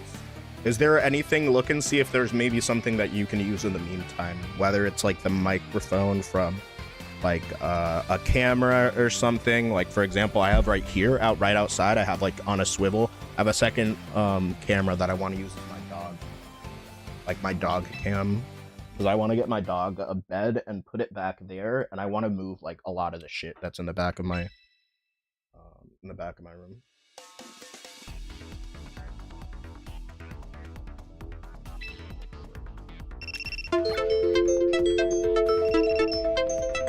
Live studio thinks that I'm not. I think I'm not gonna hold you though. These 20s do not. I'm just gonna keep it.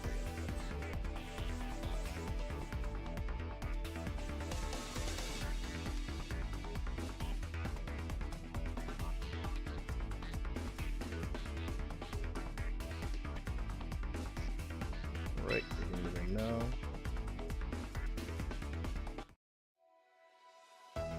This is Alolan, Raichu, Torkoal, King Gambit, and Charizard. Wow, okay, interesting. 7, 0,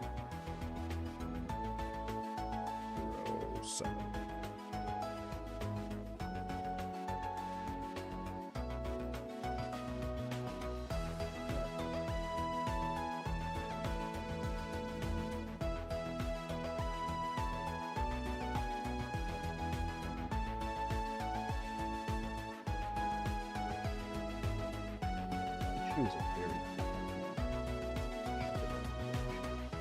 Okay, interesting.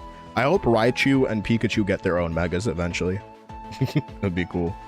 Yeah, whoa. Shout out to his family. Shout out to his family, King. All right, let's go. I'm having the worst luck right now, but you know that's on brand, so we're rolling with it. Good luck, have fun playing against Lucas Bradwell. All right, and this is the team that Lucas is running. It's Alolan, Raichu, which I think is very, very cool. And it's a speed swap set. Wow. That is potentially really disruptive. I like that a lot.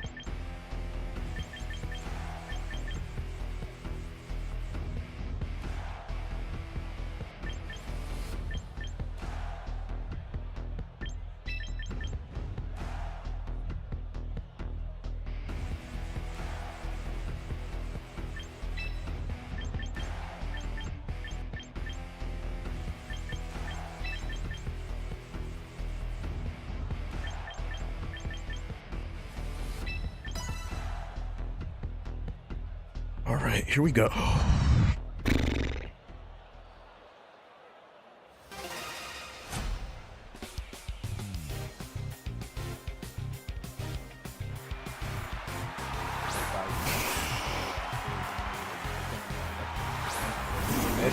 Oh no, dude!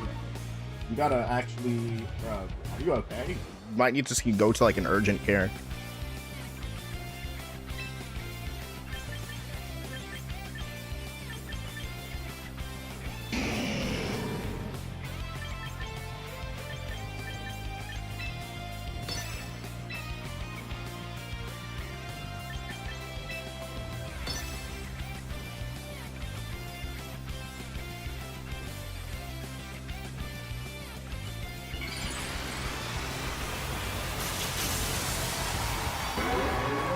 Puppo is outside. He's working. This is very stressful.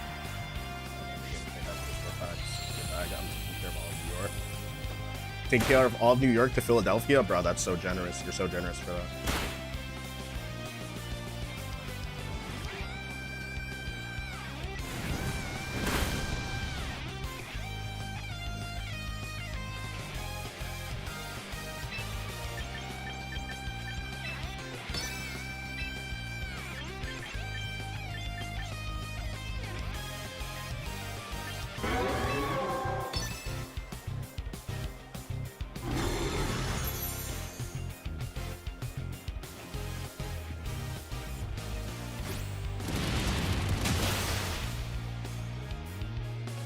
Gosh, he's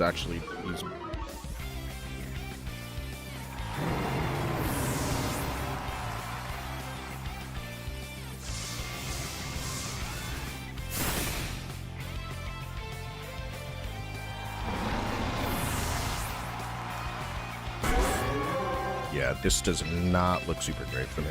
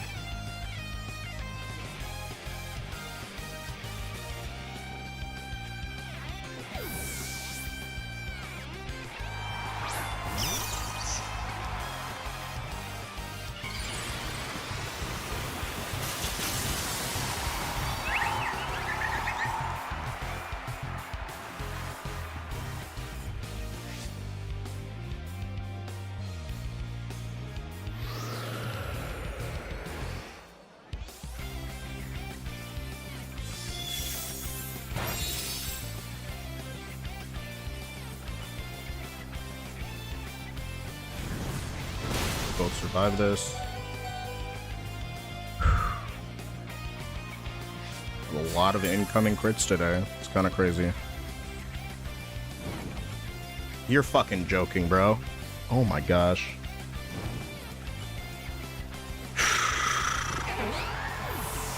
Right, that was kind of my only hope right there. Let's see how many.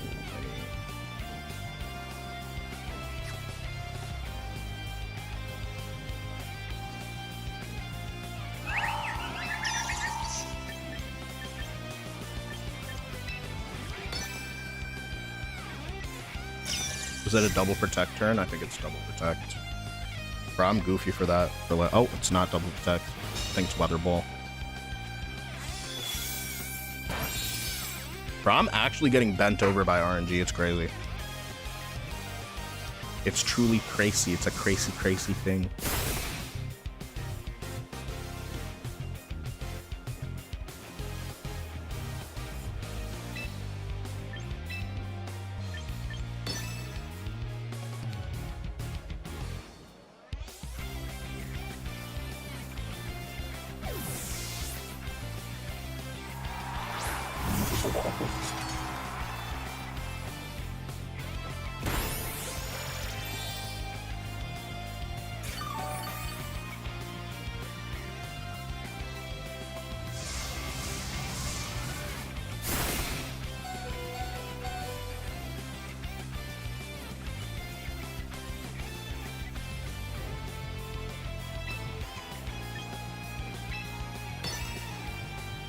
Okay, what can I do here? Not really much.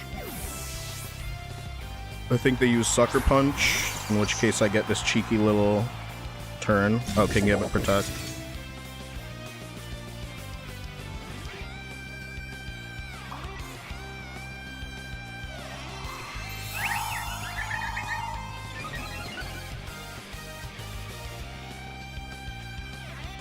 I really should have done this while the Tailwind was still up.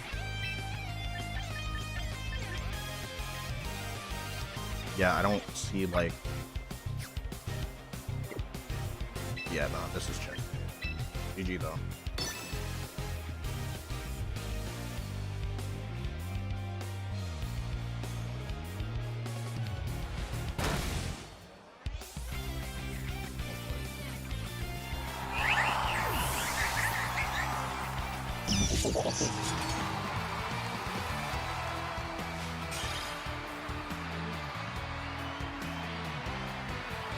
Oh, it didn't show Primal's follow, but thanks for the follow, Primal. Appreciate it. I don't know why it didn't show. That's weird.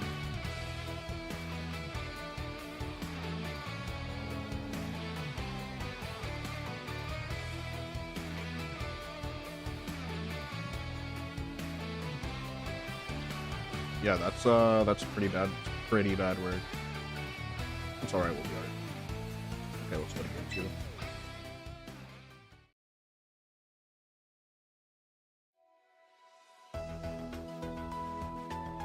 Yeah, that... I think I could have maybe brought it back if I didn't get a burn on that E-Wave turn. That was pretty awful. And also I did get crit. I don't think the first crit actually mattered too much, though. That's all good. Let's do it.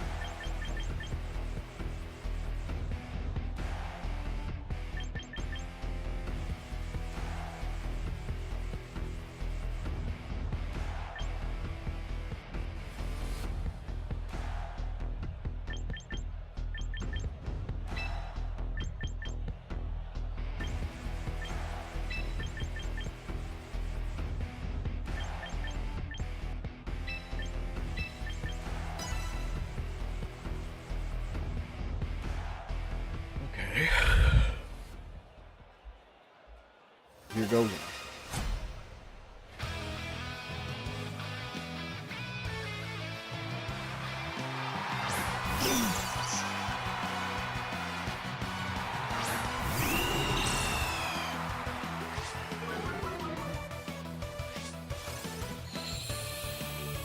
All right, speed swap Torkoal, very cool.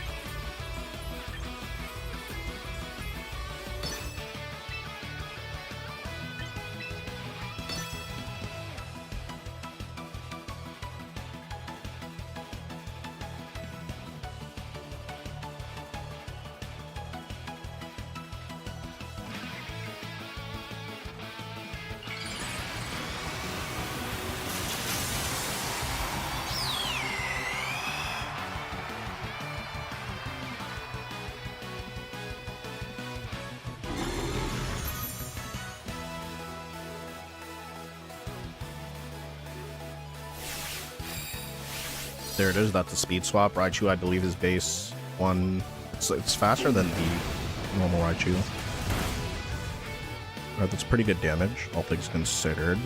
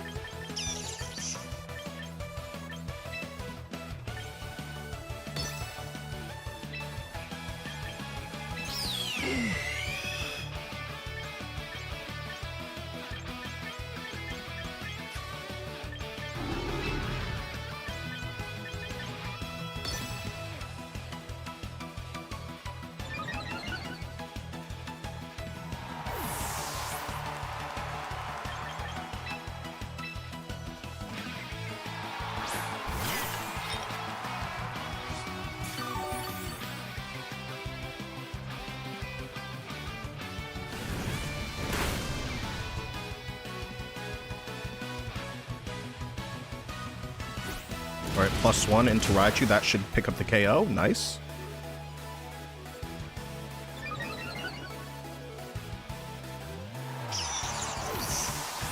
Okay.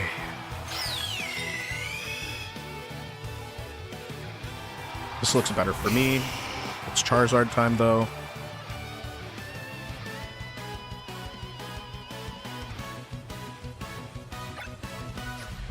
Okay, hold on a second.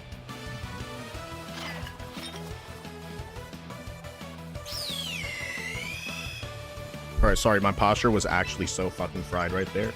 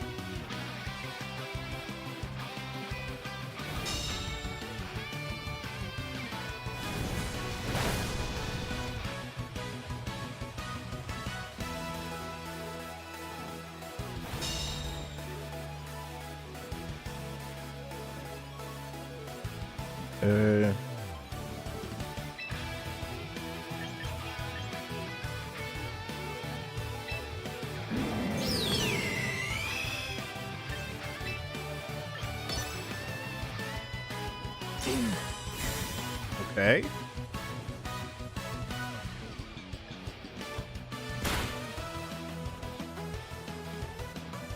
Yo, what's good? How's your tourney going? It's going all right. The tournament itself is going really well. My run is going very not so great, but you know, it's all right. I'll be all right. Let's see. How do I do this? I think it comes down to the clicking.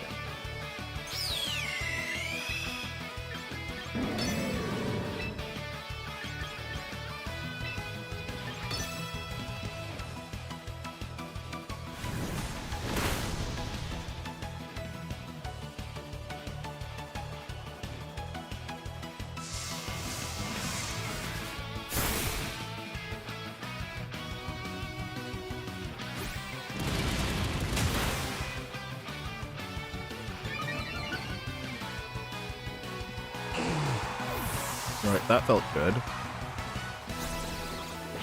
And I get to debuff Charizard. I think the sun is not going to be out for very much longer. 1 or 2 more turns. Alright, that's game 2.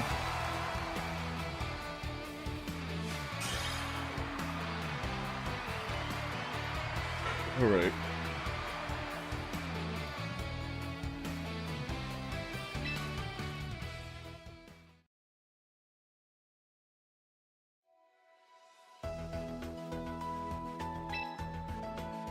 Alright, down to game 3. Down to game 3 moment.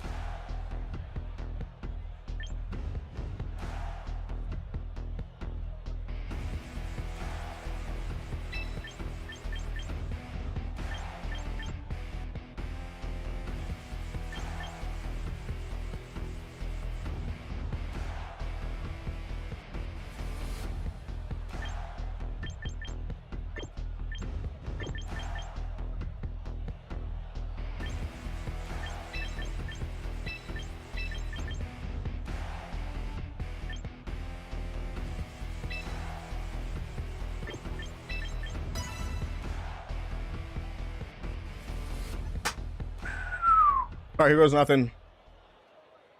Good luck, have fun to my opponent.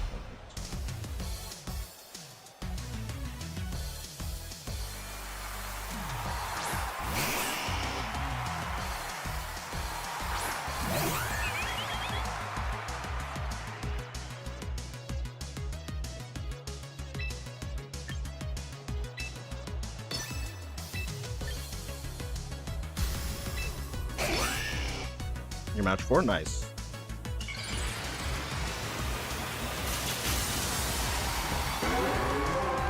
How we doing? Yo, Toxic Orb, what's good?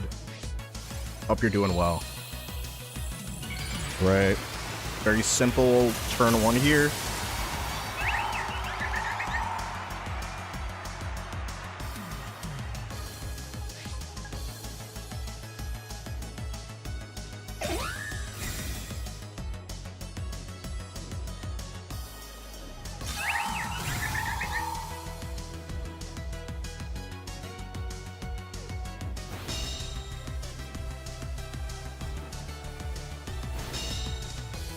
Heat wave, okay.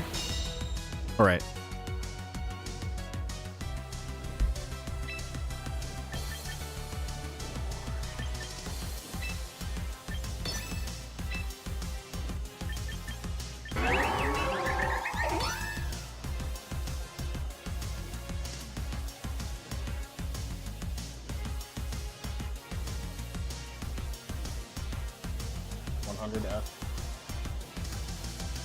Ooh, sheesh, dude, that's really crazy. Home in digging and destroying concrete to fix a small water leak. The clamp being rusted. Damn. How much work is that you did?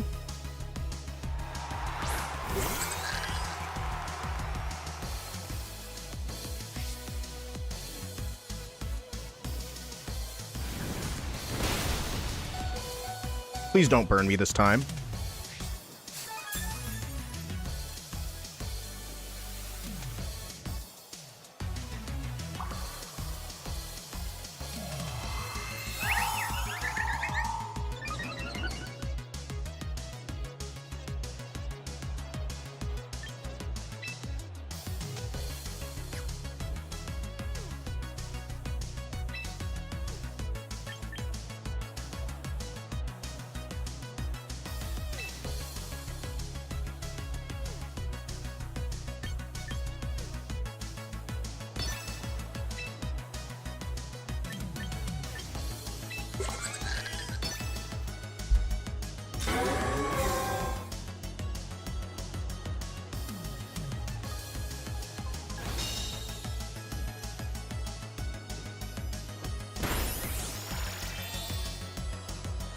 Alright, Dazzling Gleam had a chance to pick up the KO, but this Citrus Berry, honestly, it's good for me because there's more HP to be had.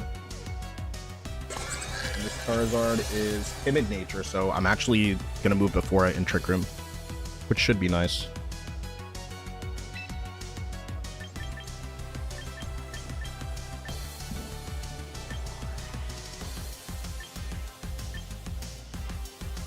This little Bob. Ooh, using a Bobcat, interesting.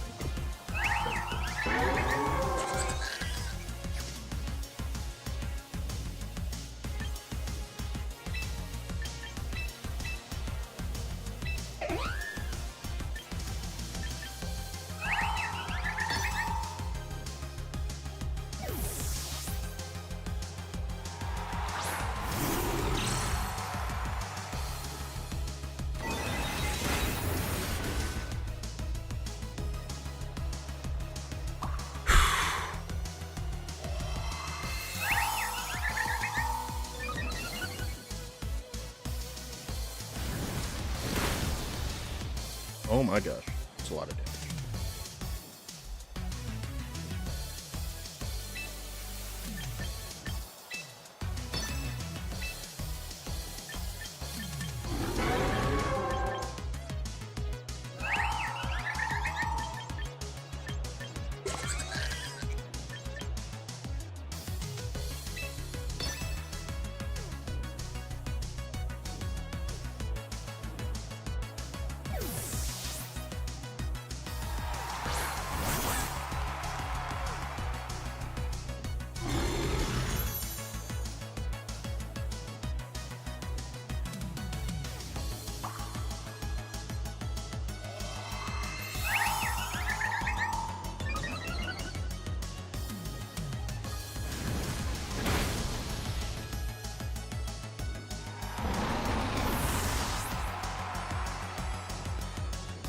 Alright, Sunlight's gone.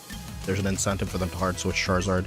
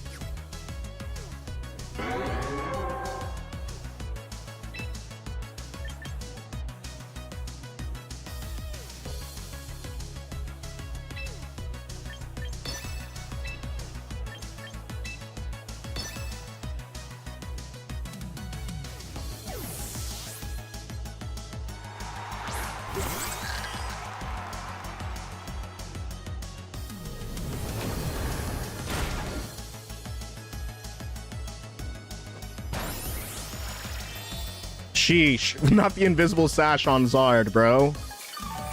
Invisible band is crazy.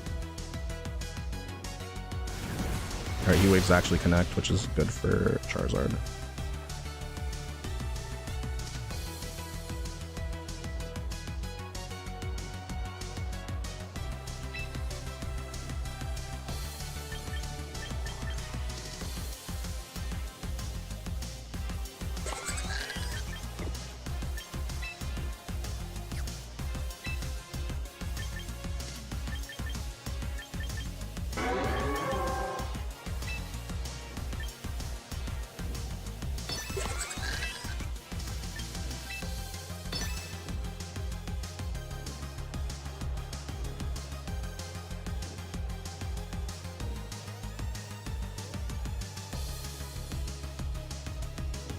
Avoid?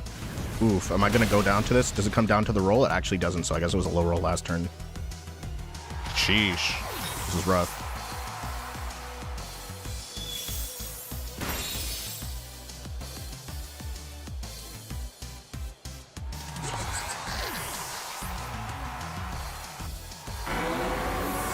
I just lost because I confused my opponent's initial with yours. I'm so sorry that happened to you, homie.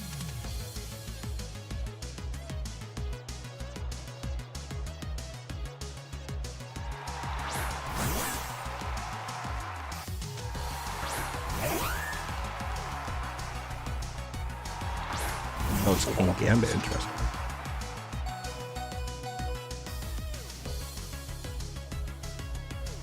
Back on the flow train? Absolutely. Hendez, what's good? How you doing?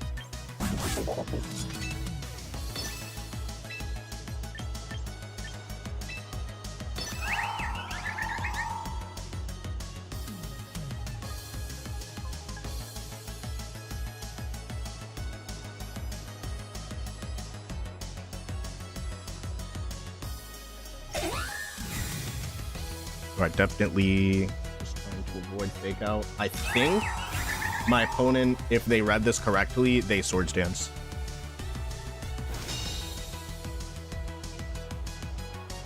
Uh-oh. That's not good.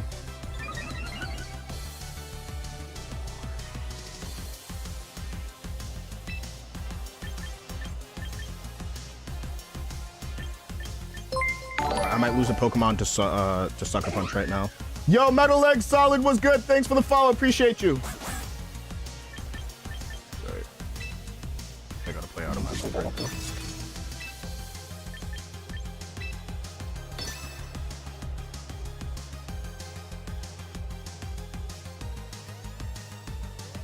I will very likely lose one of these Pokemon to Sucker Punch this turn.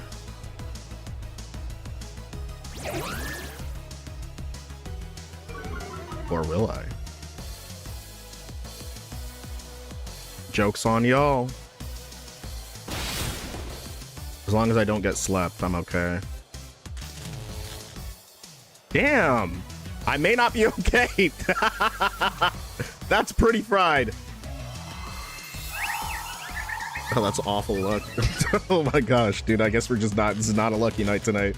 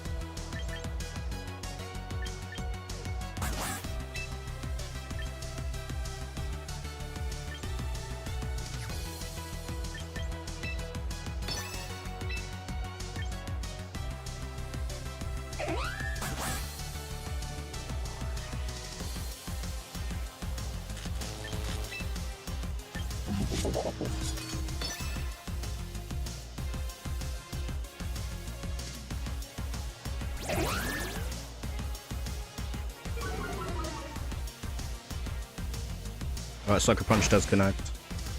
GG, well played.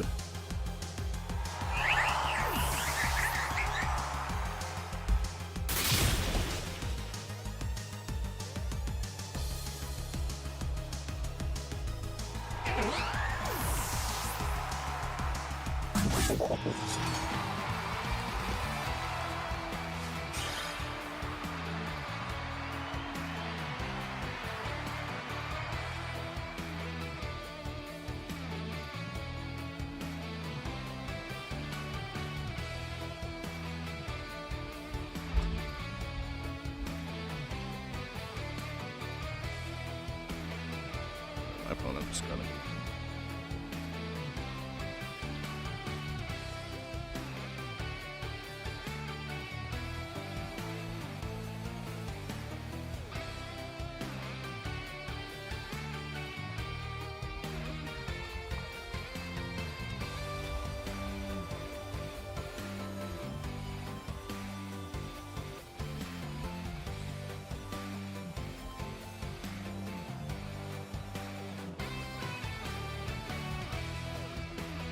Yeah, I got my absolute butt eaten by RNG this time. I'm close to getting to 2200 elo. Let me see what team you're using.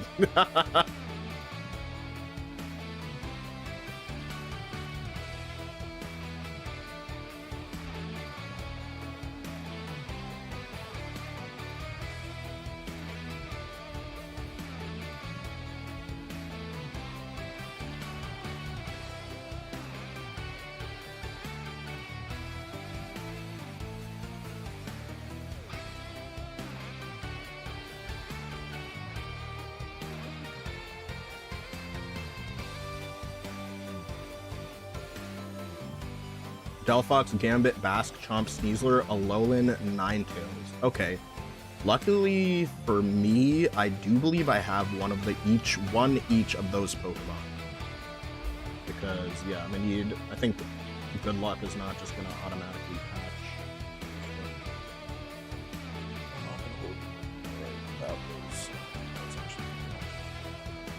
Six out of 6 matches. Alright, I'm just gonna make an announcement really quick that we're gonna do top 4. Because,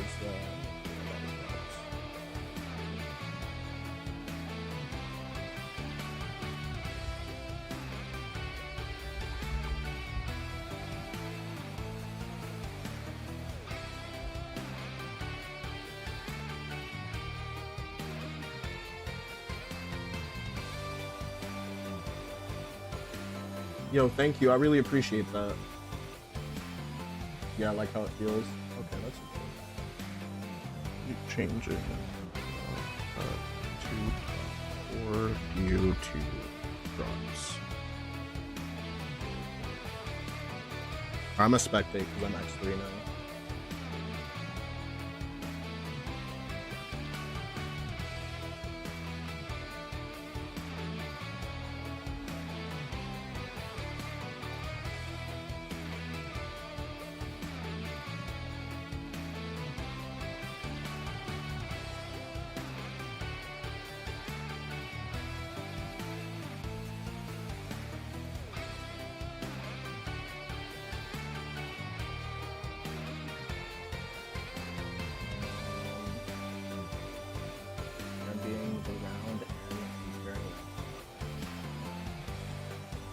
Alright, round 5 pairings are up. I'm going to be checking the X0 and X1 tables to stream those matches. So if you're in one of those, get excited because we're going to here we're going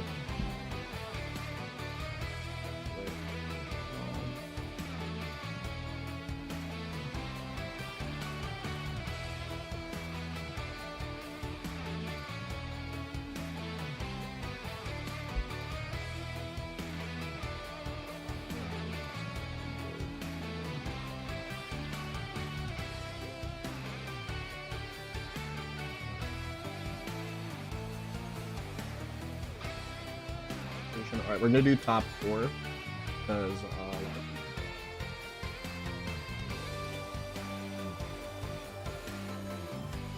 so we're gonna go straight into semi.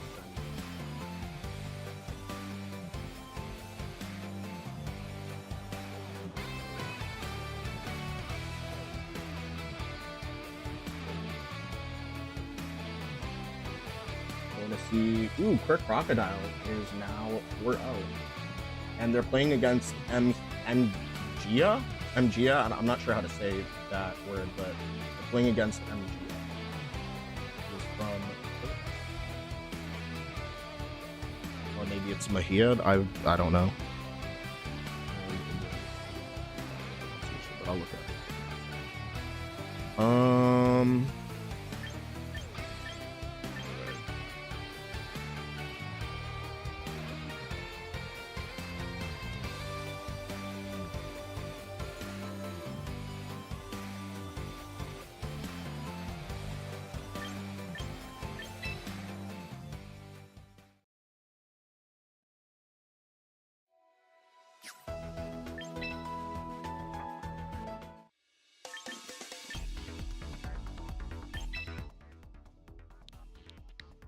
Five 152 7077.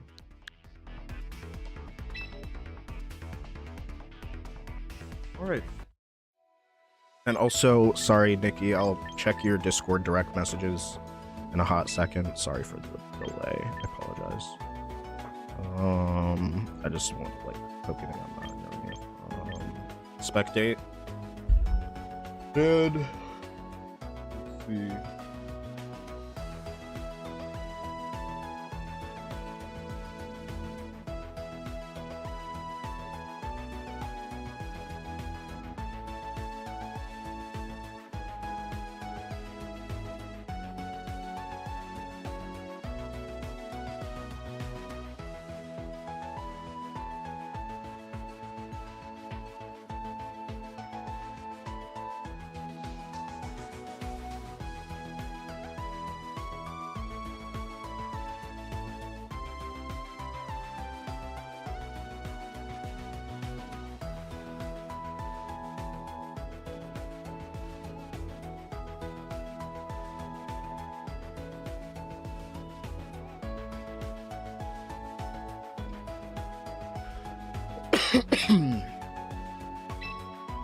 All right, I'm gonna put this on and I'm gonna give commentary for the matches coming up. I'm just gonna take a quick food break and refill some coffee. I'll be right back.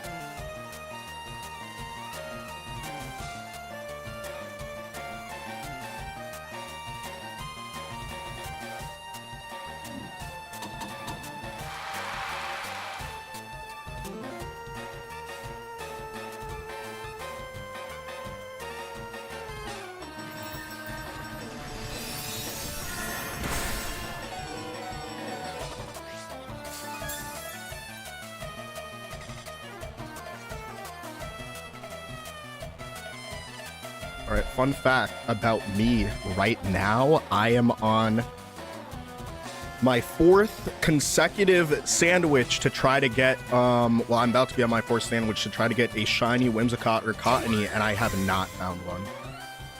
And I've been taking too many L's recently. We gotta not take L's.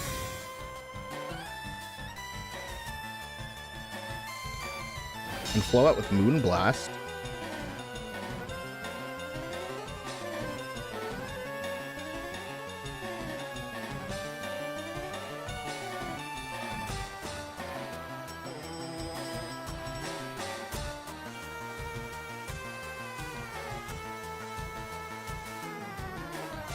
And it looks like this is in Mahia's favor.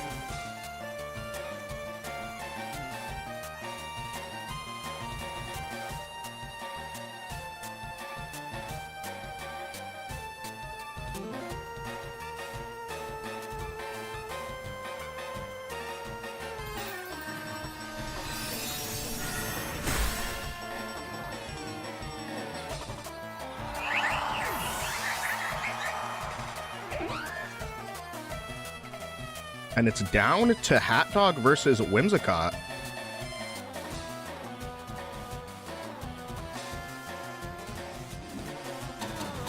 Whimsicott's gonna use Encore again. My goodness.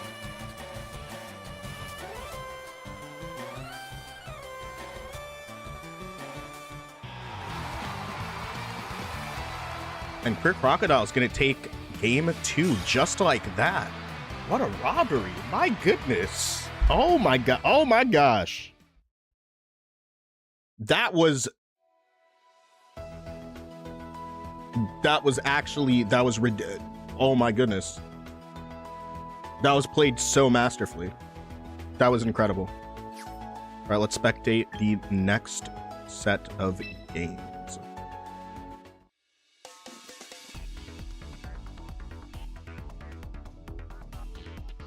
And Encore works on failed moves. That's incredible. Just really good gameplay right there. Very impressed by that. All right, and so Queer Crocodile is going to be the only undefeated player so far. So Queer Crocodile is going to get that top 4 cut guaranteed. Let's see how these are.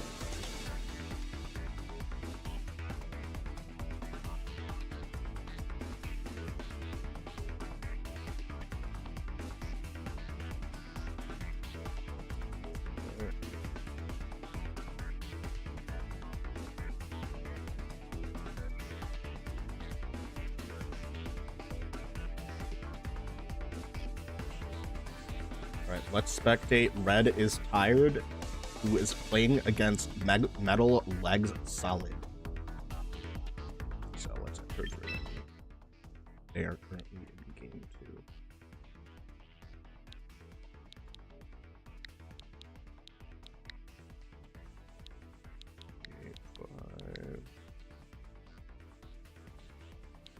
Sorry, I'm like squinting.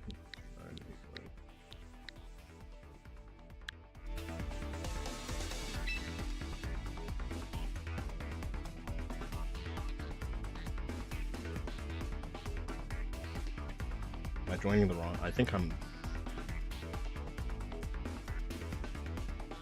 definitely joining the wrong room. Oh, okay. Yeah, no, I joined the wrong room. Use my head now. 3, 4, 8, 6, 5, 3, 0.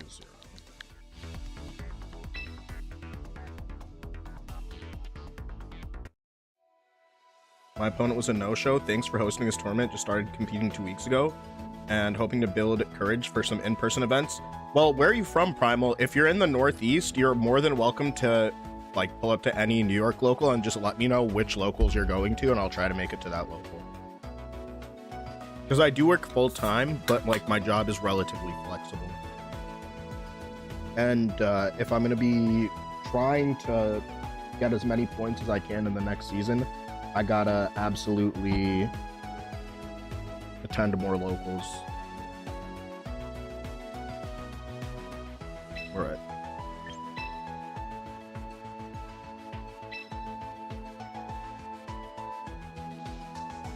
all the way in South Florida. I'm pretty sure there's a good VGC community in Florida. And usually Orlando, it's usually Orlando or Atlanta. That's like the down south, like southeastern region, if that makes sense.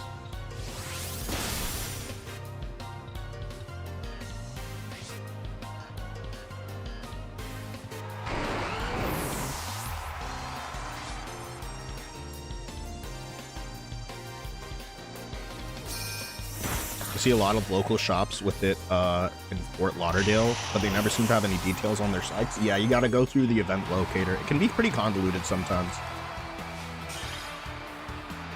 And it looks like we're going to go to game 3.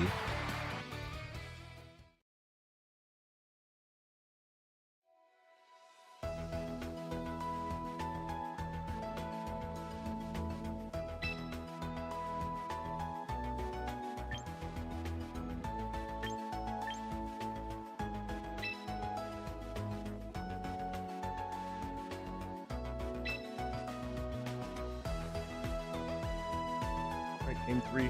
Here we go.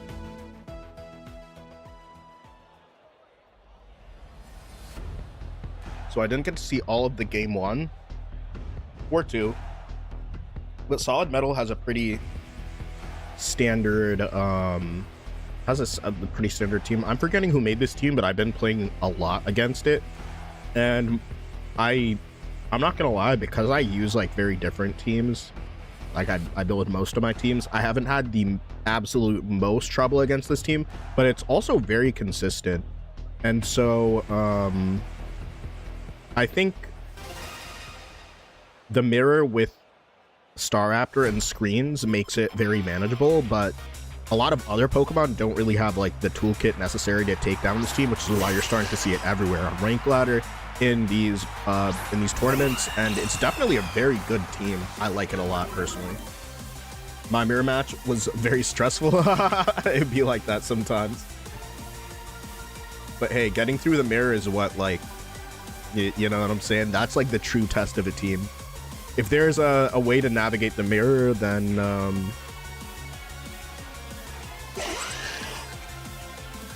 we're in the Florida VGC Discord. If there's a Florida VGC Discord, then I think you should join it.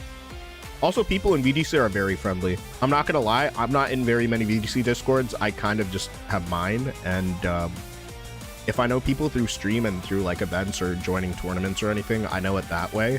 But there are a lot of really cool Discords for meeting new people. Queer Crocodile was good! Did you like my Whims endgame? Yeah, I clipped it. It was pretty cool. Let me know if you want the clip later. Because I'm now realizing I clipped an MP4 and not a Twitch clip based on my button I pressed on my stream deck. Alright, Mega Staraptor.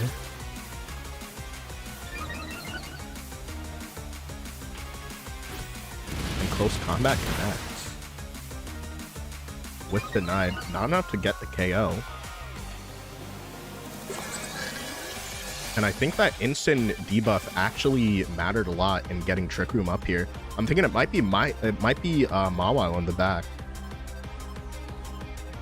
Yeah, side note, that Whimsicott endgame was very hype.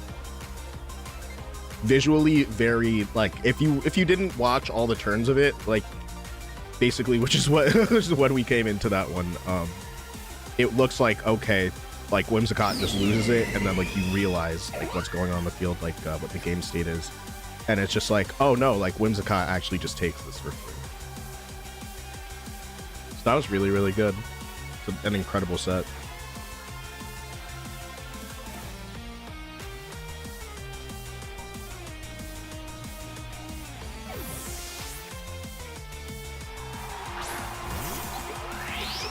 All right, Ball Breaker and bites the dust. So it's going to be Parting Shot into Glamora, and that's going to allow to debuff Glamora while also switching out. Is it going to be Mawile in the back?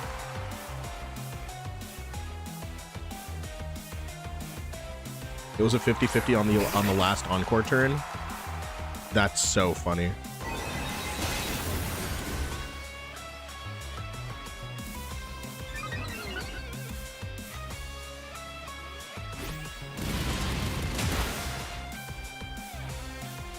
And CC is going to pick up the KO on Mawile before it can even Mega Evolve.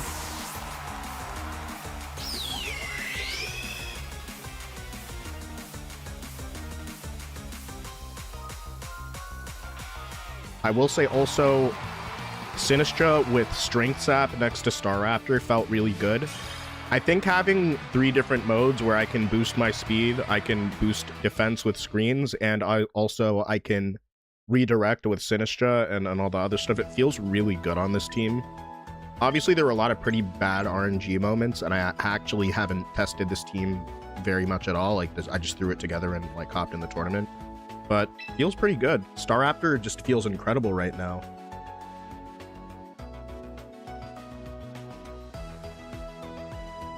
But very, very well played. All right. 4 out of 5 matches complete.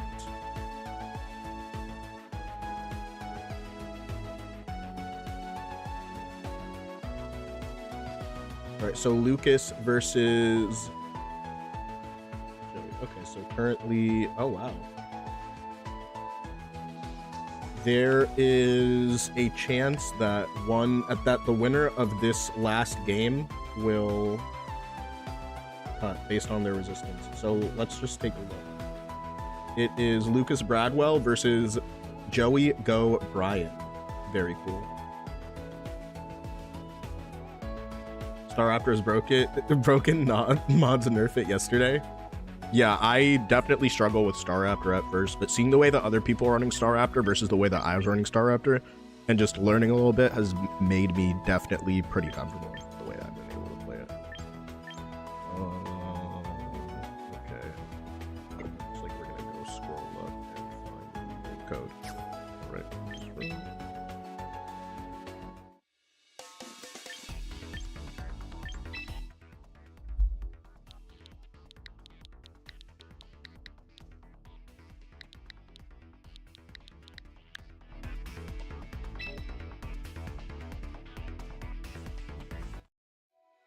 All right, this is Go Bronze.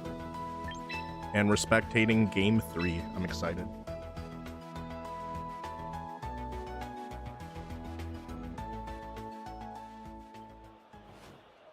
Yeah, I'm not gonna lie, it kind of sucks being eliminated from the tournament early.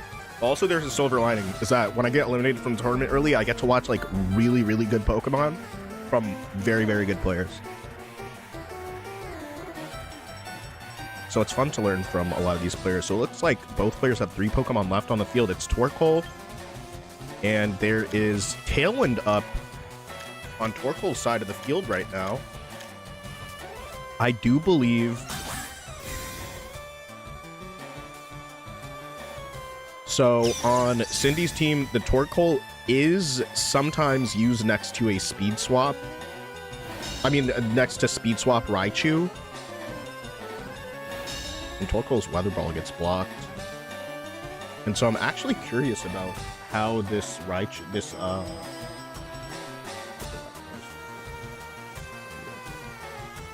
sheets for both players. So we'll see.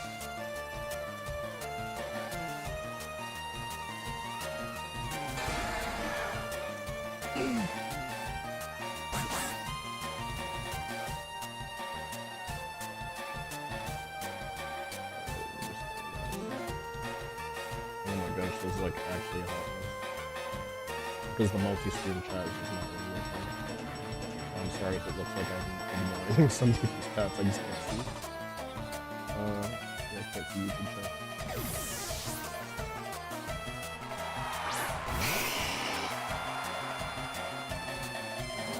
Okay, so Last Respect connects into Charizard. It does 18% damage. And this Charizard is timid in nature. I'm assuming that it's trained in max speed and max special attack, like the normal Zards are. Weather Ball actually is going to do a ton of damage to Sneasler. It's enough to pick up the KO.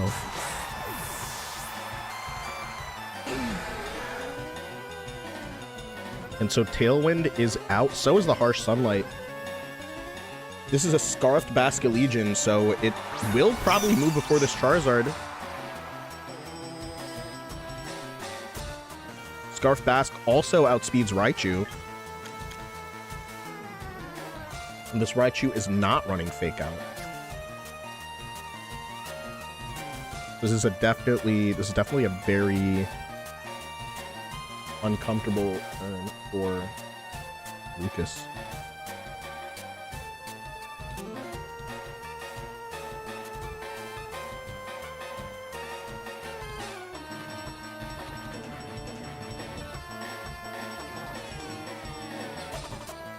Gabriel, are you from Florida? Is that why you're like, you're blessing? Because that's a W bless. Shout out to your family. Shout out to his family.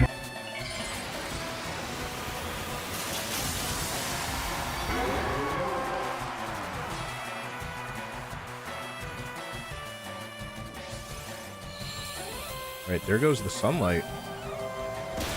Last respects goes into Raichu. It's going to pick up the KO. That Raichu is holding the Shuka Berry. And Solar Beam is going to be able to connect with the Basket Legion. Basket Legion.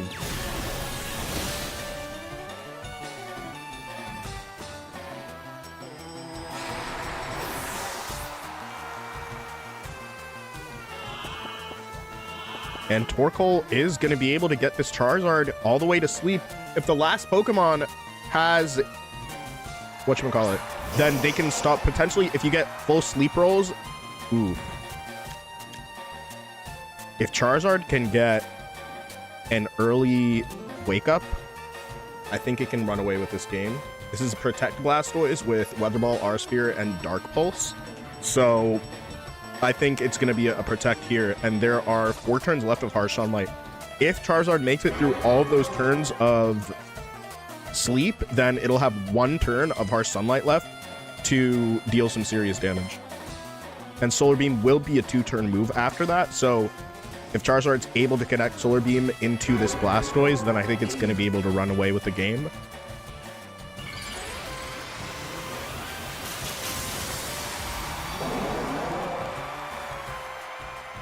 Blastoise does Mega Evolve right now. And I think it's going to be a double Protect.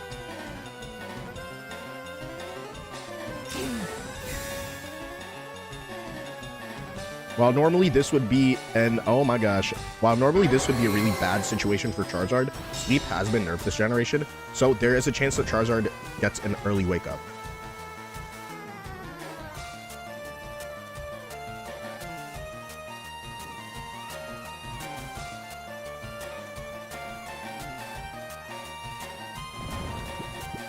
And Charizard stays asleep. It's going to be Dark Pulse.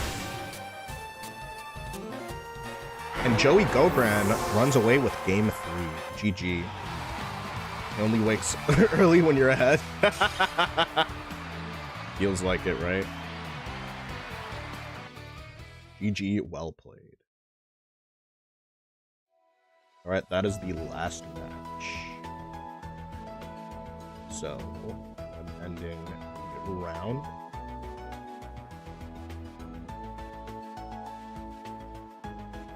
And it is going to be the top 4 players. So I'm setting up the phase right now. All right, starting the bracket. We have Queer Crocodile versus A Money and Blarg versus Metal Legs Solid. We're going to be spectating Queer Crocodile versus A Money.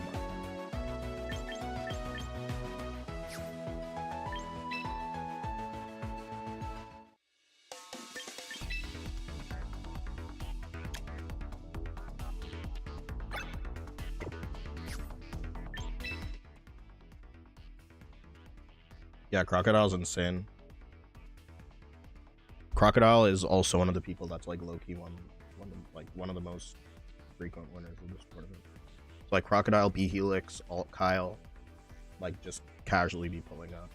Like there are weeks, months where I don't see them, and then like they just like pull up and just be winning stuff. Same with Ethanol.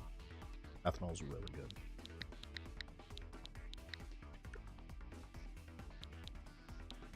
PANDAS also won like several tournaments, but that was like before I was on one of this. But like PANDAS won like 3 tournaments. I think he out of like those he played like maybe 4, so has like a 75% win rate at my tournaments. I'm talking about like whichever tournament I threw before I was like hosting limitless tournaments. Like whenever you pulled up, you would like actually just be winning them.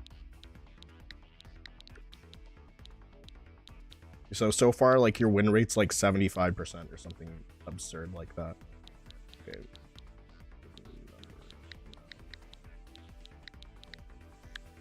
It was like a typo.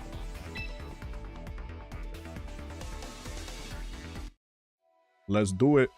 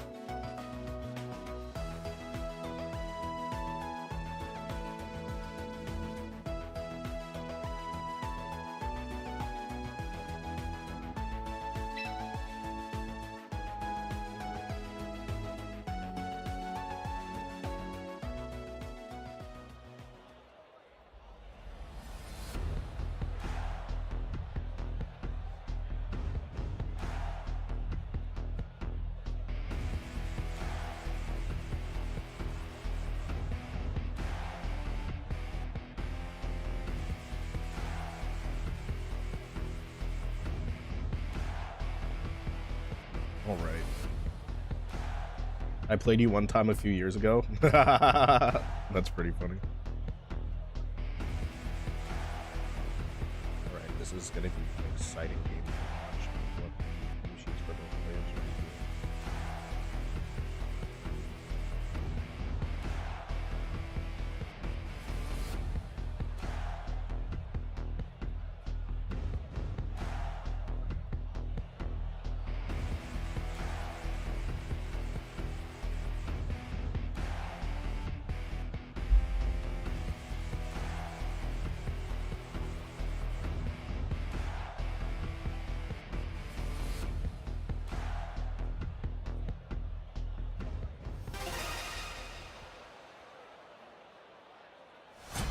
All right, we have dual megas with A money.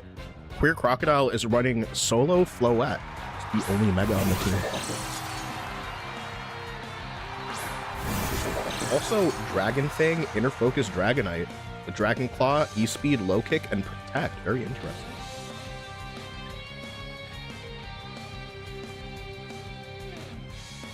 All right, so Basket Legion and King Gambit are going to be the lead for Queer Crocodile.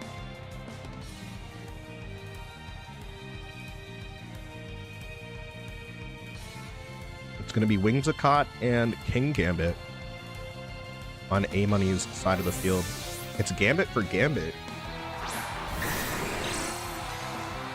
However, Crocs, it's going to be a Sucker Punch that actually connects with Basket Legion. Basket Legend goes down for the first turn. Dragonite is able to reposition, but depending on the roll of that Moonblast, Dragonite may have taken too much damage right now.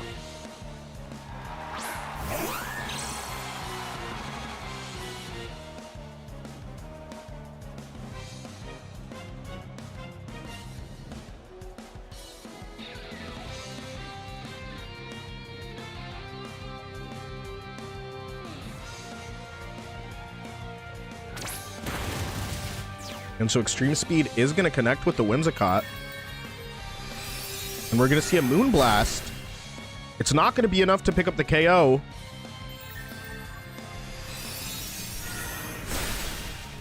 The Dragonite is going to go down to a Moonblast here.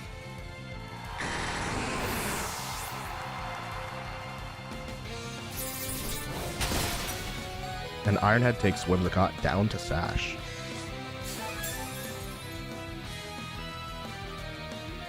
It appears A Money is in the driver's seat for this match for now. Can Whimsicott get some more incredible encore punishes like we've seen previously? The difference between these two Whimsicotts is that Queer Crocodile's Whimsicott has encore. Is this Whimsicott locking itself into encore? It was a crazy punish that we saw previously.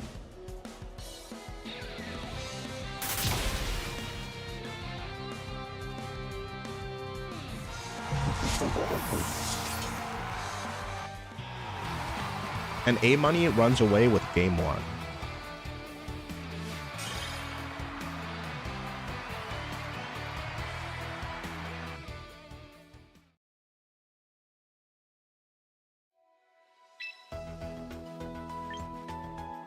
It's a crazy game.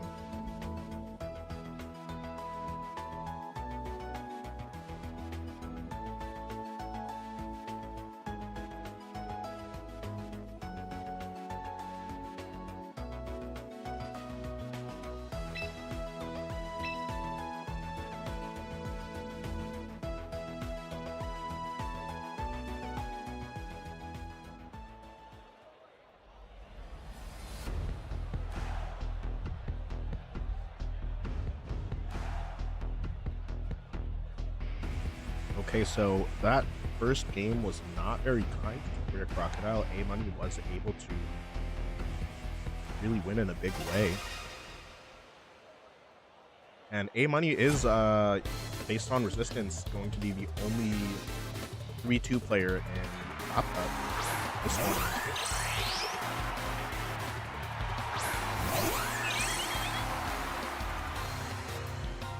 So that's actually a very big upset in this tournament alone.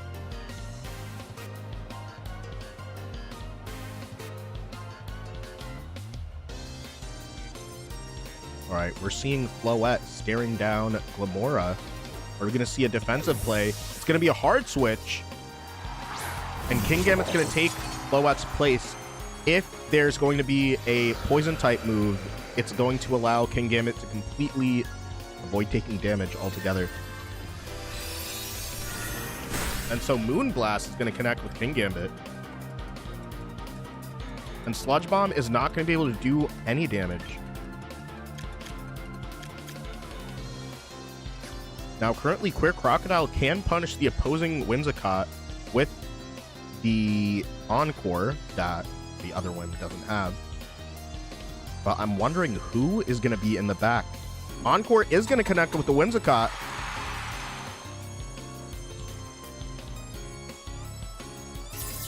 And now, they're forced to be slower than King Gambit.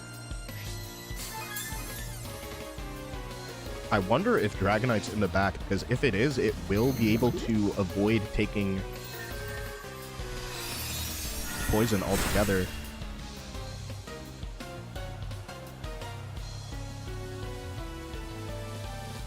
And Moonblast is not going to do very much damage to this King Gambit.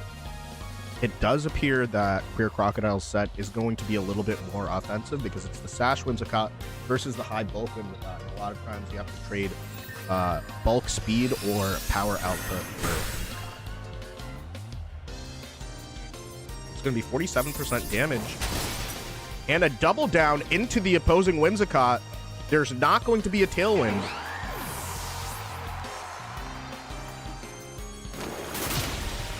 Sludge Bomb is going to take Queer Crocodile's Whimsicott down to Sash, and if it's a poison, Whimsicott goes down this turn. There is not going to be a poison. And King Gambit is once again staring down King Gambit. Are you going to see a Sucker Punch play? What is going to happen here? And is there anything in the back that can be switched in to allow this Whimsicott to come back later?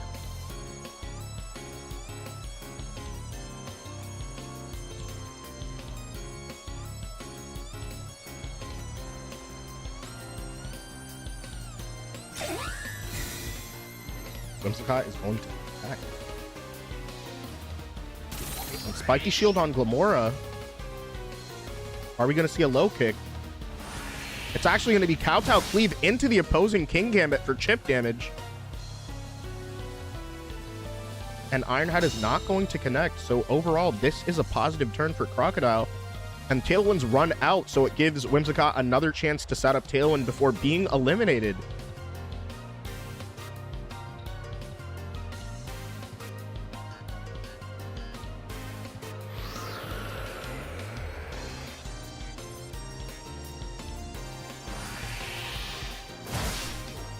So Kowtow Cleave is going back into the King Gambit. Are we going to see a double down with Moonblast? It's going to be Earth Power from Glamora to pick up the KO on King Gambit. What is this? Actually, no. What is the Pokemon in the back end? Because now Tailwind's up, but we're losing one more opponent than the opponent, at least when we're looking at it from Crocodile side of the field. Oh, it's going to be Arcanine. It's going to be Rockhead Arcanine. Very interesting. So I do believe we're going to see a Mega of Floette right now. A double down with Glamora is going to be pretty bad. It's also not E-Speed Arcanine. It's Flare Blitz, Head Smash, Rock Slide. So I believe we might see a Flare Blitz into King Gambit right now, and Floette may protect to avoid taking chip damage. Or we could see Rock Slide connect with both Pokemon, risking a flinch on King Gambit. And if it connects, it will, I mean, anything will pick up the KO. So Sucker Punch does connect with Arcanine. It's going to take just less than half damage, and Flare Blitz will connect with King Gambit.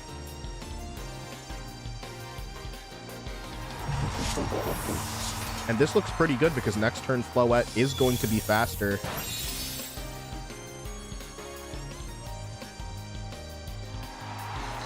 Because of this shit.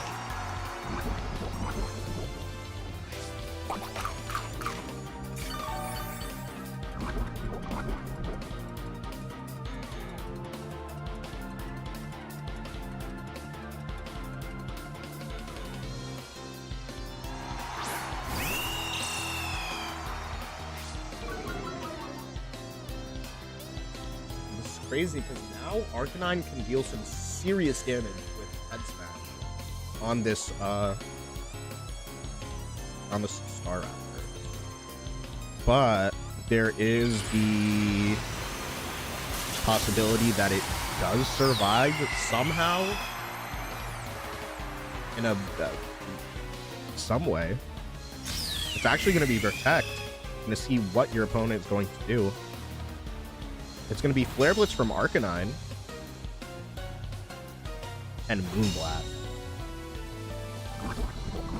I think Moonblast is going to be able to take this Staraptor to the halfway point if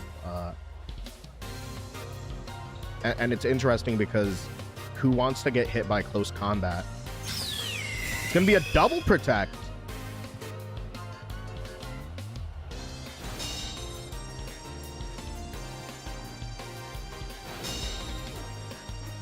That's so insane.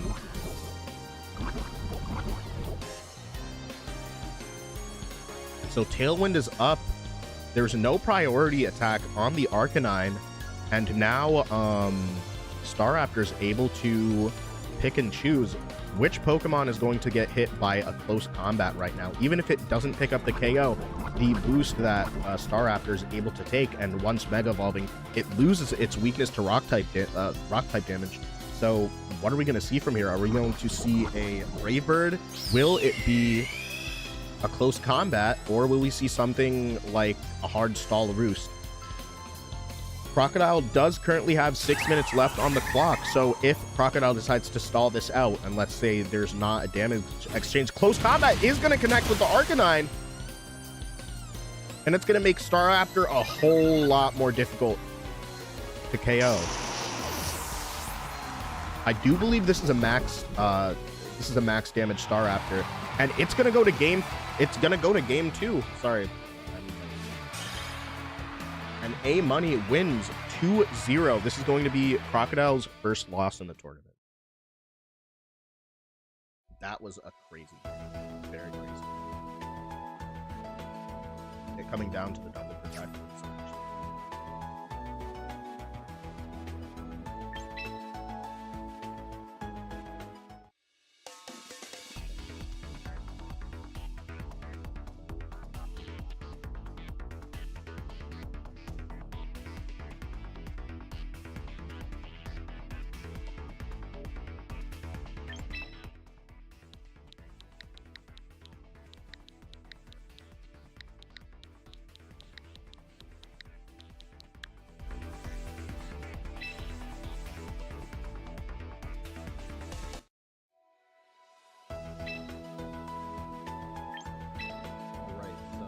Larg is in the lead right now. It's in game 2. We're going to spectate these two teams.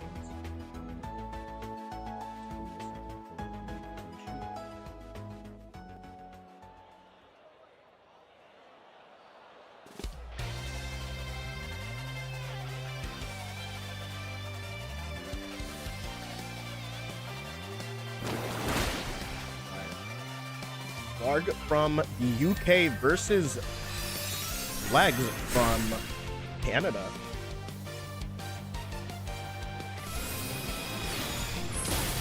And Flash Cannon connects with Whimsicott's going to pick up the KO. And Ball Breaker goes down.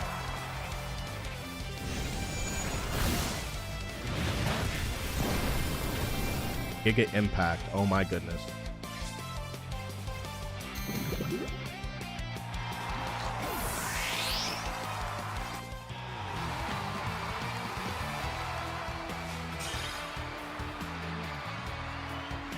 Larg is going to take.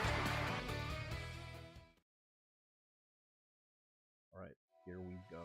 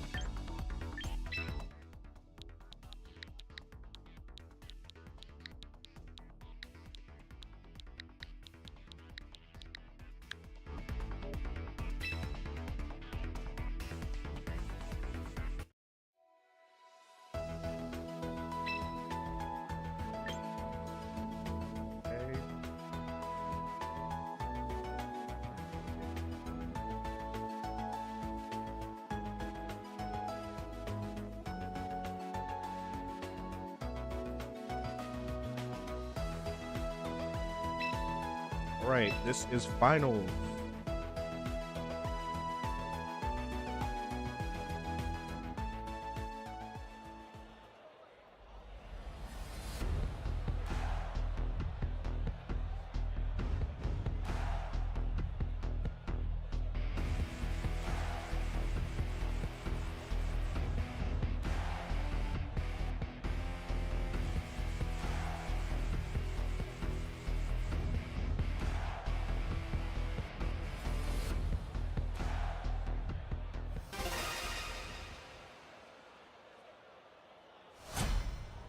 Right, here we go.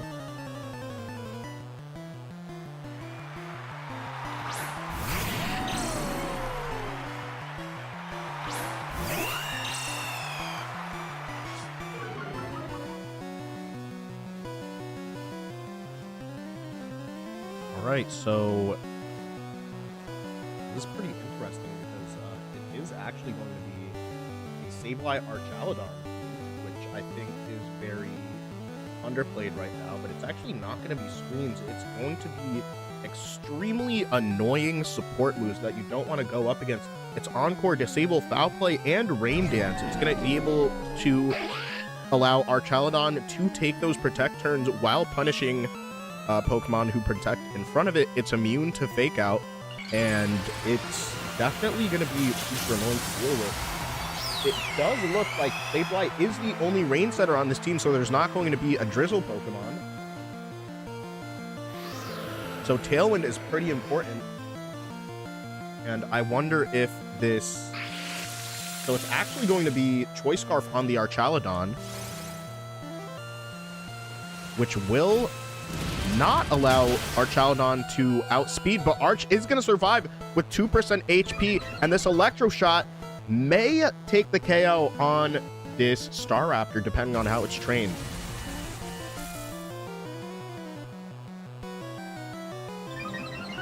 It is Choice Scarf Sturdy.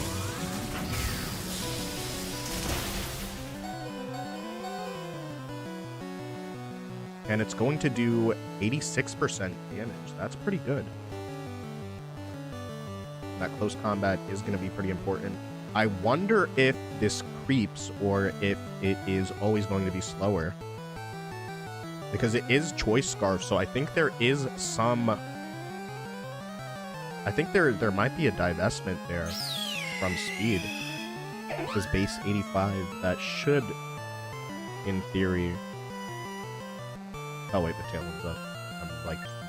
Yeah, tailwind is up. So Scarf does seem like it's not really putting in that much work, but it is allowing...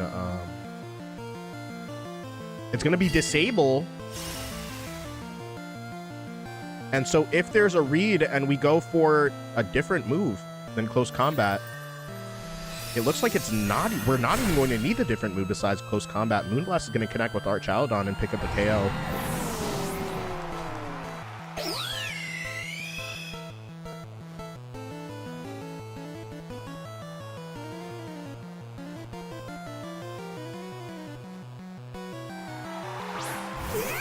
And it is Lopunny. Lopunny is going to be the Mega on the field. It's actually the only Mega on the team.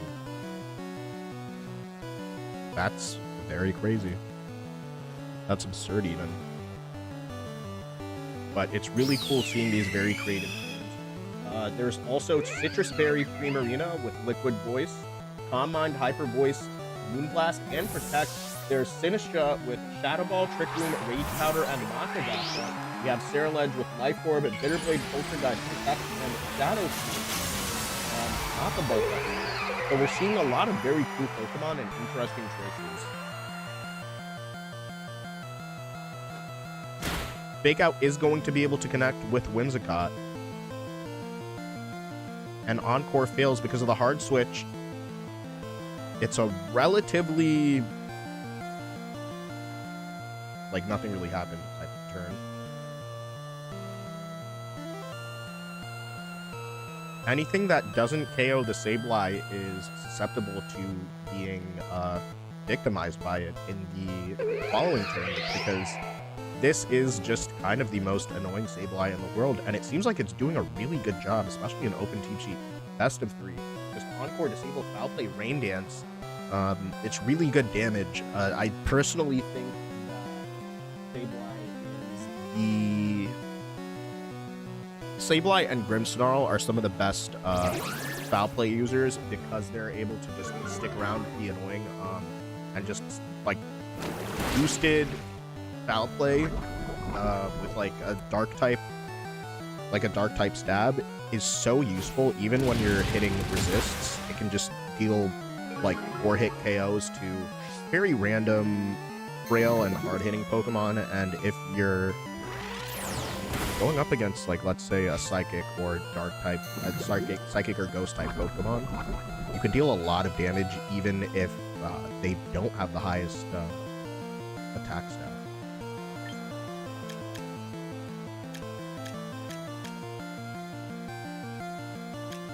Alright, so Whimsicott is not Encored yet. It's Rain and Spikes. Lopunny's taking a lot of damage. And it's going to be a withdraw. I wonder who's in the back. It's actually Primarina.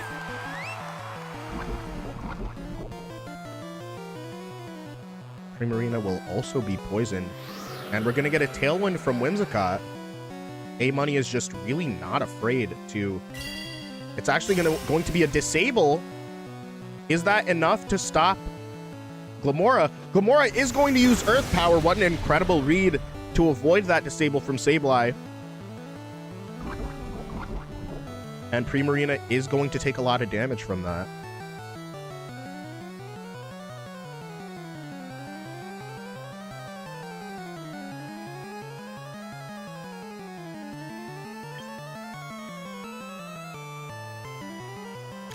So currently, Whimsicott is at risk of being encored.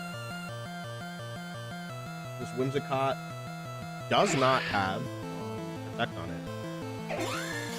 So it's going to be a light screen turn.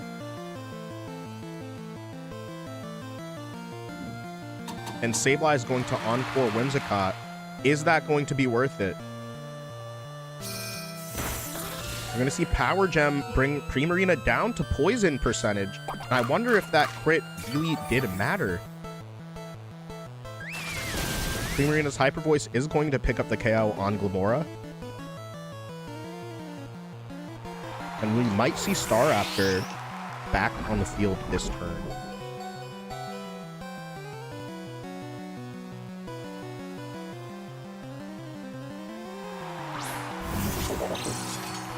It's actually going to be King Gambit that takes the field. Primarina is at the...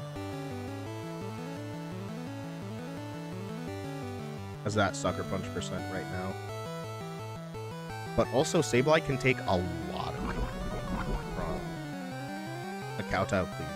Because this isn't really... I'm assuming this is a very bulky set, but with Sableye, you have to divest from each of the defenses for which one you want to survive. And without Light Screen, you're going to have to be very specially defensive to survive that first Moonblast or Dazzler. So it is going to be Foul Play that connects with King Gambit. And Lopunny gets taken down to 5%.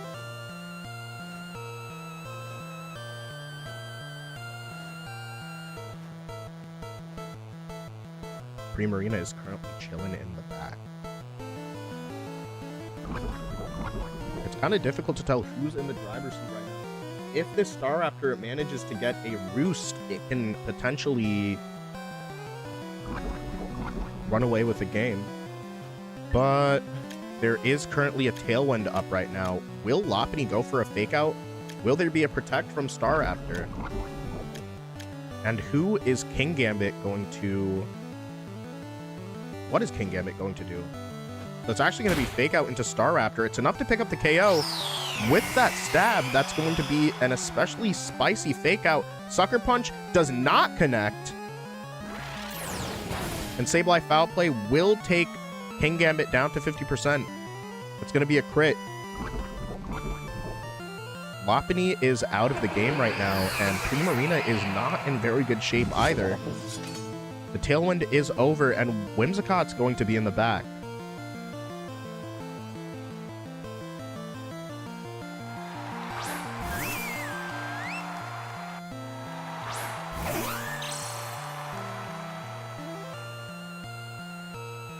So now currently, Sableye stands to take devastating damage, even with the Roselli Berry. And Primarina is at Sucker Punch range. Are we going to see a Kowtow Cleave? A double down into Sableye. Is Primarina going to protect? I'm genuinely curious as to what's going to happen right here. Sucker Punch does connect with Primarina.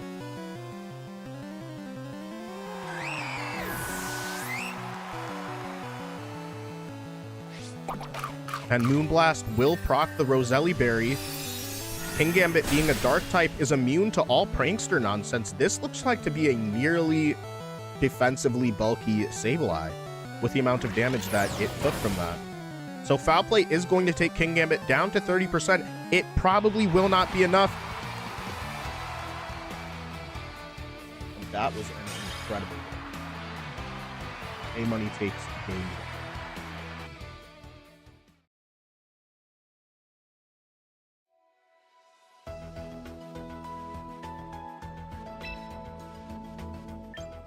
That was incredible.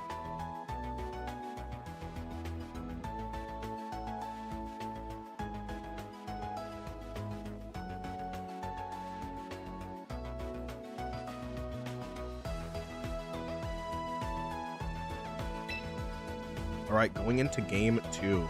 I'm excited. I'm actually very excited. Lark has such an interesting team. Such an interesting team. It's Ryan, check this out. You're gonna love this. It is Choice Scarf Sturdy Archaludon with Roselli Berry Sableye. It's very special bulk. It's like playing a lot of Sableye. You know that is a lot. It's also Life Orb Ceruledge, no bulk up, but it's Poltergeist, Bitterblade, Shadow Sneak, Protect. We have Sinisha with Shadow Ball, Trick Room, Rage Powder, and Matcha Gotcha. Primarina with Citrus Berry, Liquid Voice, it's going to be Calm Mind, Hyper Voice, Protect, and Moonblast. And it's Mega Lopunny as the solo Mega on the team. It's really an incredible team, and it's being played really well against A-Money's team. There was an insane upset between A-Money and Queer Crocodile in semifinals. It was a crazy, crazy game. It was a crazy, crazy set of games. Incredible. And that was after, like, an absolutely insane Game 5. Round match 5 that we watch with Queer Crocodile. It is going to be Whimsicott and Staraptor on the field right now. Primarina and Sinistra is definitely an interesting choice. We are going to be potentially taking a super effective Brave Bird by the Sinistra, but if Primarina can get to +1, it will be able to deal absolutely devastating Moonblasts. Rage Powder may be enough to dissuade this Staraptor from clicking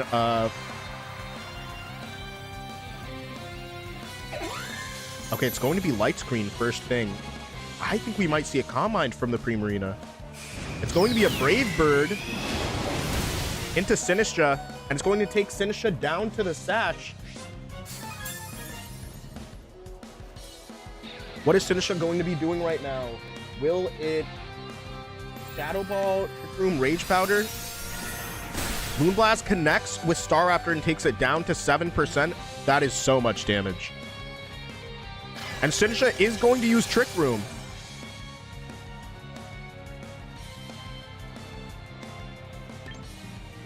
Primarina is now in her element. Calm Mind can no longer be punished, right? Calm Mind would be very, you sort of lose the game on turn 2 if you don't pressure Whimsicott. Whimsicott has full HP and it's not going to go down to 1 hit because it is holding the Focus Sash. So this is a wild game state to be in. I'm wondering if we're going to see Primarina boost or attack right now. Hyper Voice will deal enough damage to pick up the KO. And A-Money is going to let Staraptor go down. I wonder if that's intentional. It seems like it. Shadow Ball will connect with Whimsicott, and it's actually not enough to get the deal to get the job done. Moonblast will connect into Primarina, and it's going to take her down to 75%. Is there going to be a drop? There is not going to be a drop. And King Gambit takes the field. This King Gambit is Kowtow Cleave, Iron Head, Low Kick, and Sucker Punch. It is not running Protect or any sort of boosting move, but it is able to cover a lot of bases because of that.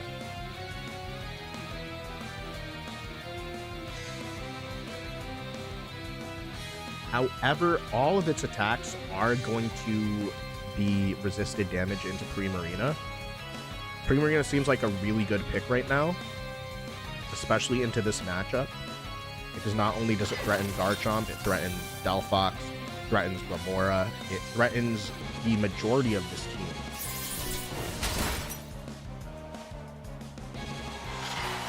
And Sinish is going to go down just like that. Primarina is going to use Calm Mind.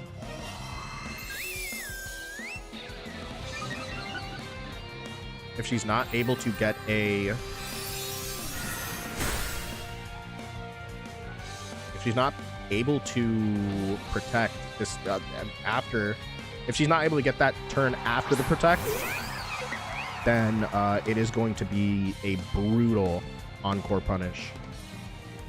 However, it is going to be Lopunny taking the field right now. That's very, very good positioning.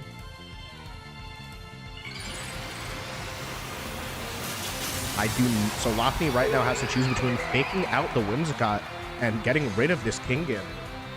It's Choppleberry, and I'm wondering if it's actually going to be fake out into the King Gambit. Are we going to see an encore?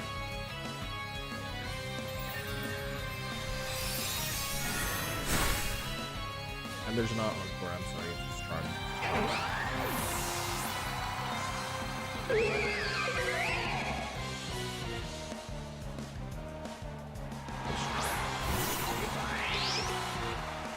but Glamora is in the back.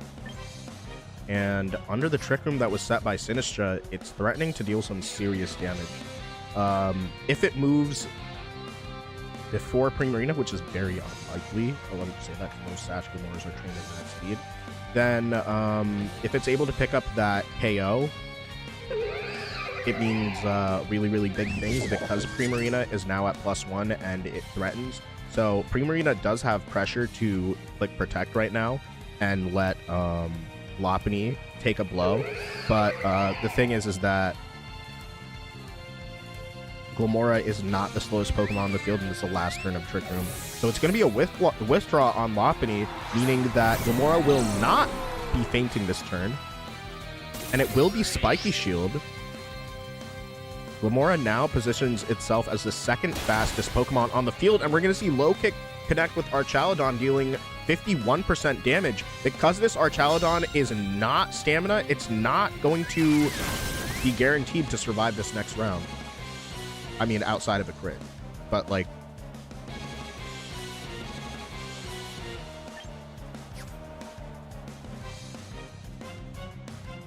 Also, Primarina is now threatening seriously. However, Sucker Punch also is threatening a lot of good damage. It's going to have to be a double down to get rid of this Glamora, because the Glamora is holding the Focus Sash.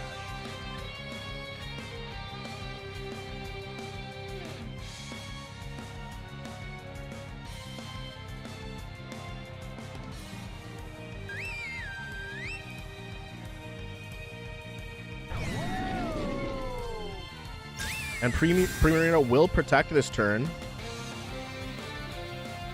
And Flash Cannon's going to connect with Glamora.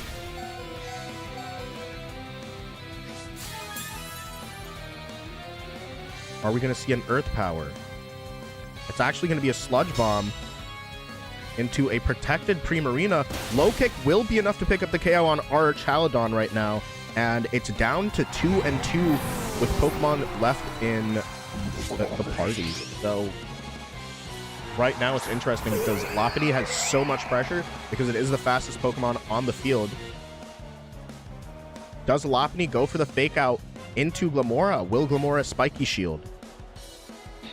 Or does it go for the overwhelming damage? What are we going to see this turn? And can Ironhead pick up the KO on this Primarina? So Lopunny will be chipped. And Moonblast connects. Is it enough to pick up the KO on King Gambit? It is. I think we're going to be going to game 3. Large takes.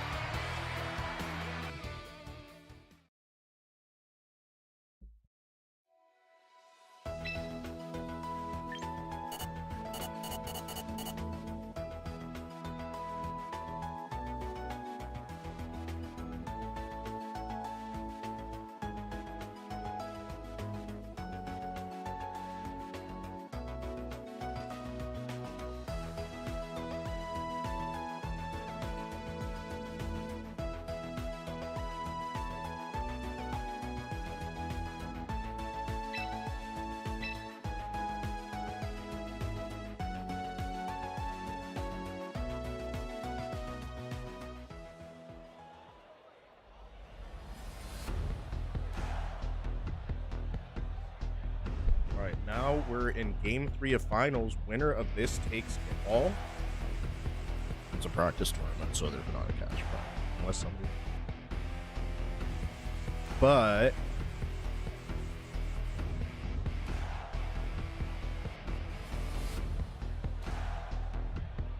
it's interesting because Primarina was so dominant in that game, and not dealing with Primarina sooner, I feel like was the issue. Delphox is definitely going to have a lot of trouble because even if it's like a protector, right, you're facing down a Primarina with Hyper Voice that's a water type, and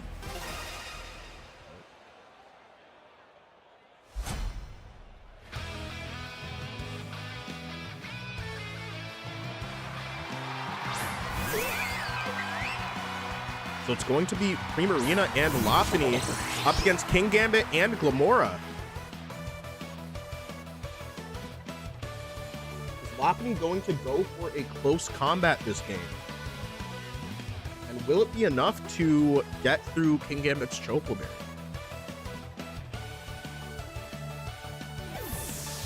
Primarina is immediately withdrawn, and here comes Archaladon. Are we going to see an Earth Power read like we did in Game 1?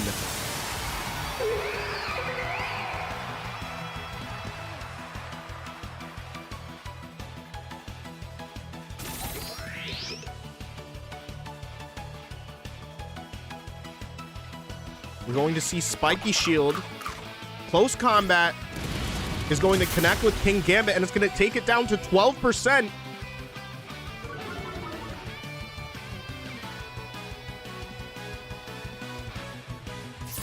Iron Head will connect into Archaladon. It is no longer immune to one-hit KOs. And it is faster than this Glamora. Are we going to see a Flash Cannon?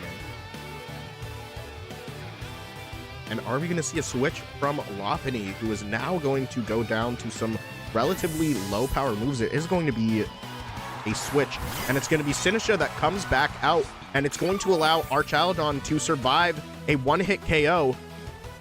Sucker Punch is going to fail right now, and Archaladon's going to use Flash Cannon on the Glamora. It's going to take it down to the Sash. Are we going to see an Earth Power here?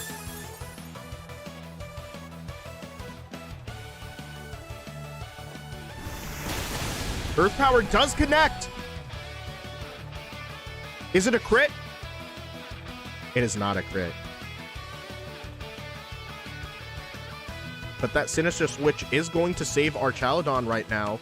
Arch is within Sucker Punch range. Are we going to see a hard switch? And if King Gambit can get this read correct, what can it punish with it?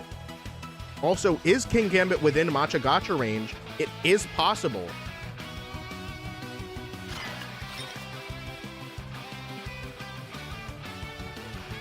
And I wonder, is A Money going to let Glamora go down this turn?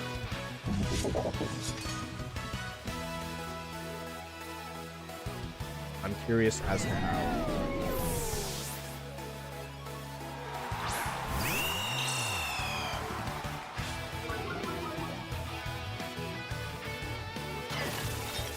And it's going to be a Rage Powder.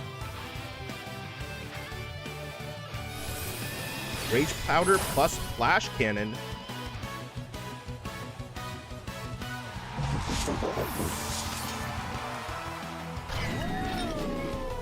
And Blarg is gaining a lot of footing in this game right now. However, that was just the first Pokemon to be eliminated. Archaladon is just barely hanging in right there. If we see a good double down, Archaladon may be done for. Lopunny in the back does not have a way to withstand a serious hit, and it could be Whimsicott that we see in the back right now.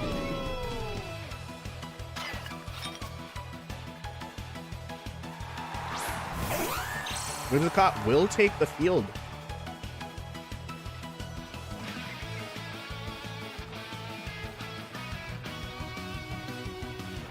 And it seems as though Whimsicott does not want to take a Flash Cannon. Whimsicott may have to take a Flash Cannon, but actually no, Whimsicott can ignore Rage Powder altogether. So as long as Whimsicott doesn't go down to it, it'll be completely okay. But the thing is that if that Flash Cannon connects, it may pick up the KO on Whimsicott, and if it does, it'll mean that the game is really going to be in favor of Blarg. We're going to see what happens this turn.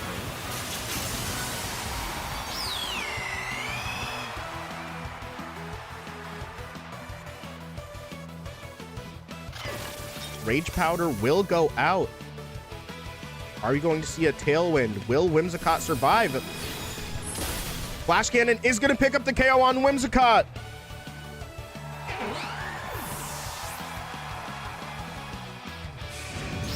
And Brave Bird is going to be able to finish Sinistra. Actually, Sinistra's going to be taken down to the Sash. Both of these Pokemon now with very little HP.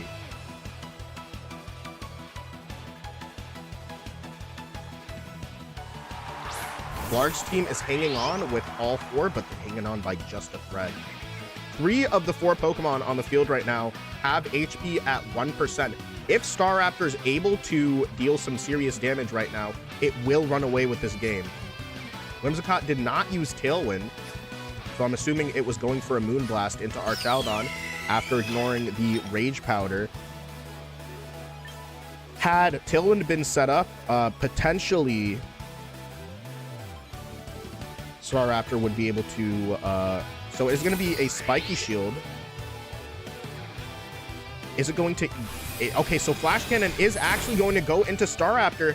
And what is it going to do? If it raises its... Oh my gosh, so it's going to be a Brave Bird. Do we even take one? Do we take 1% damage from that? No, we don't. Okay. So Shadow Ball connects. And it's able to pick up the KO. Lamora is now facing down 3 Pokemon.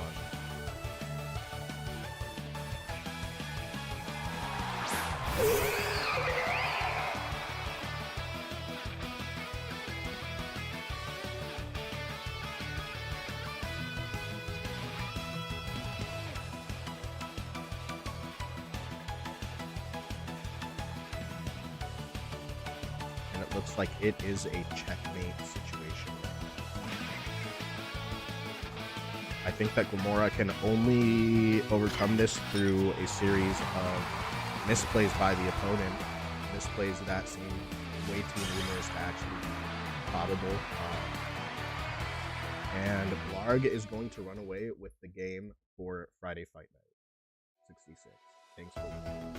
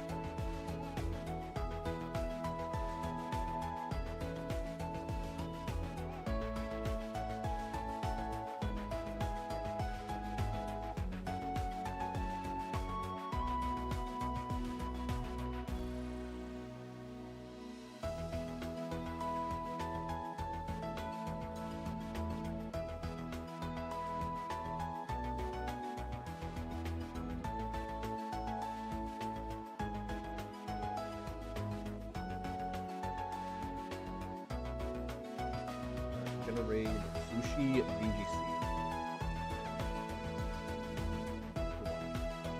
Thanks for playing. We're gonna have Friday Fight Night 67 next week, and I really hope that y'all do not start spamming 67.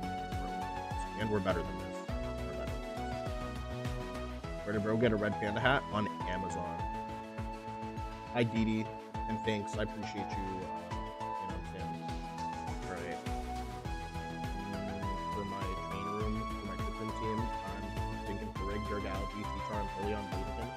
And Weavile, that is a pretty that's a pretty interesting team. Let me know how that goes for you. Right now we're just about to start this review. Thanks for being here. Appreciate y'all. Everybody have a good rest of your night. Nah, it's not the only thing I can do. I'll detect here.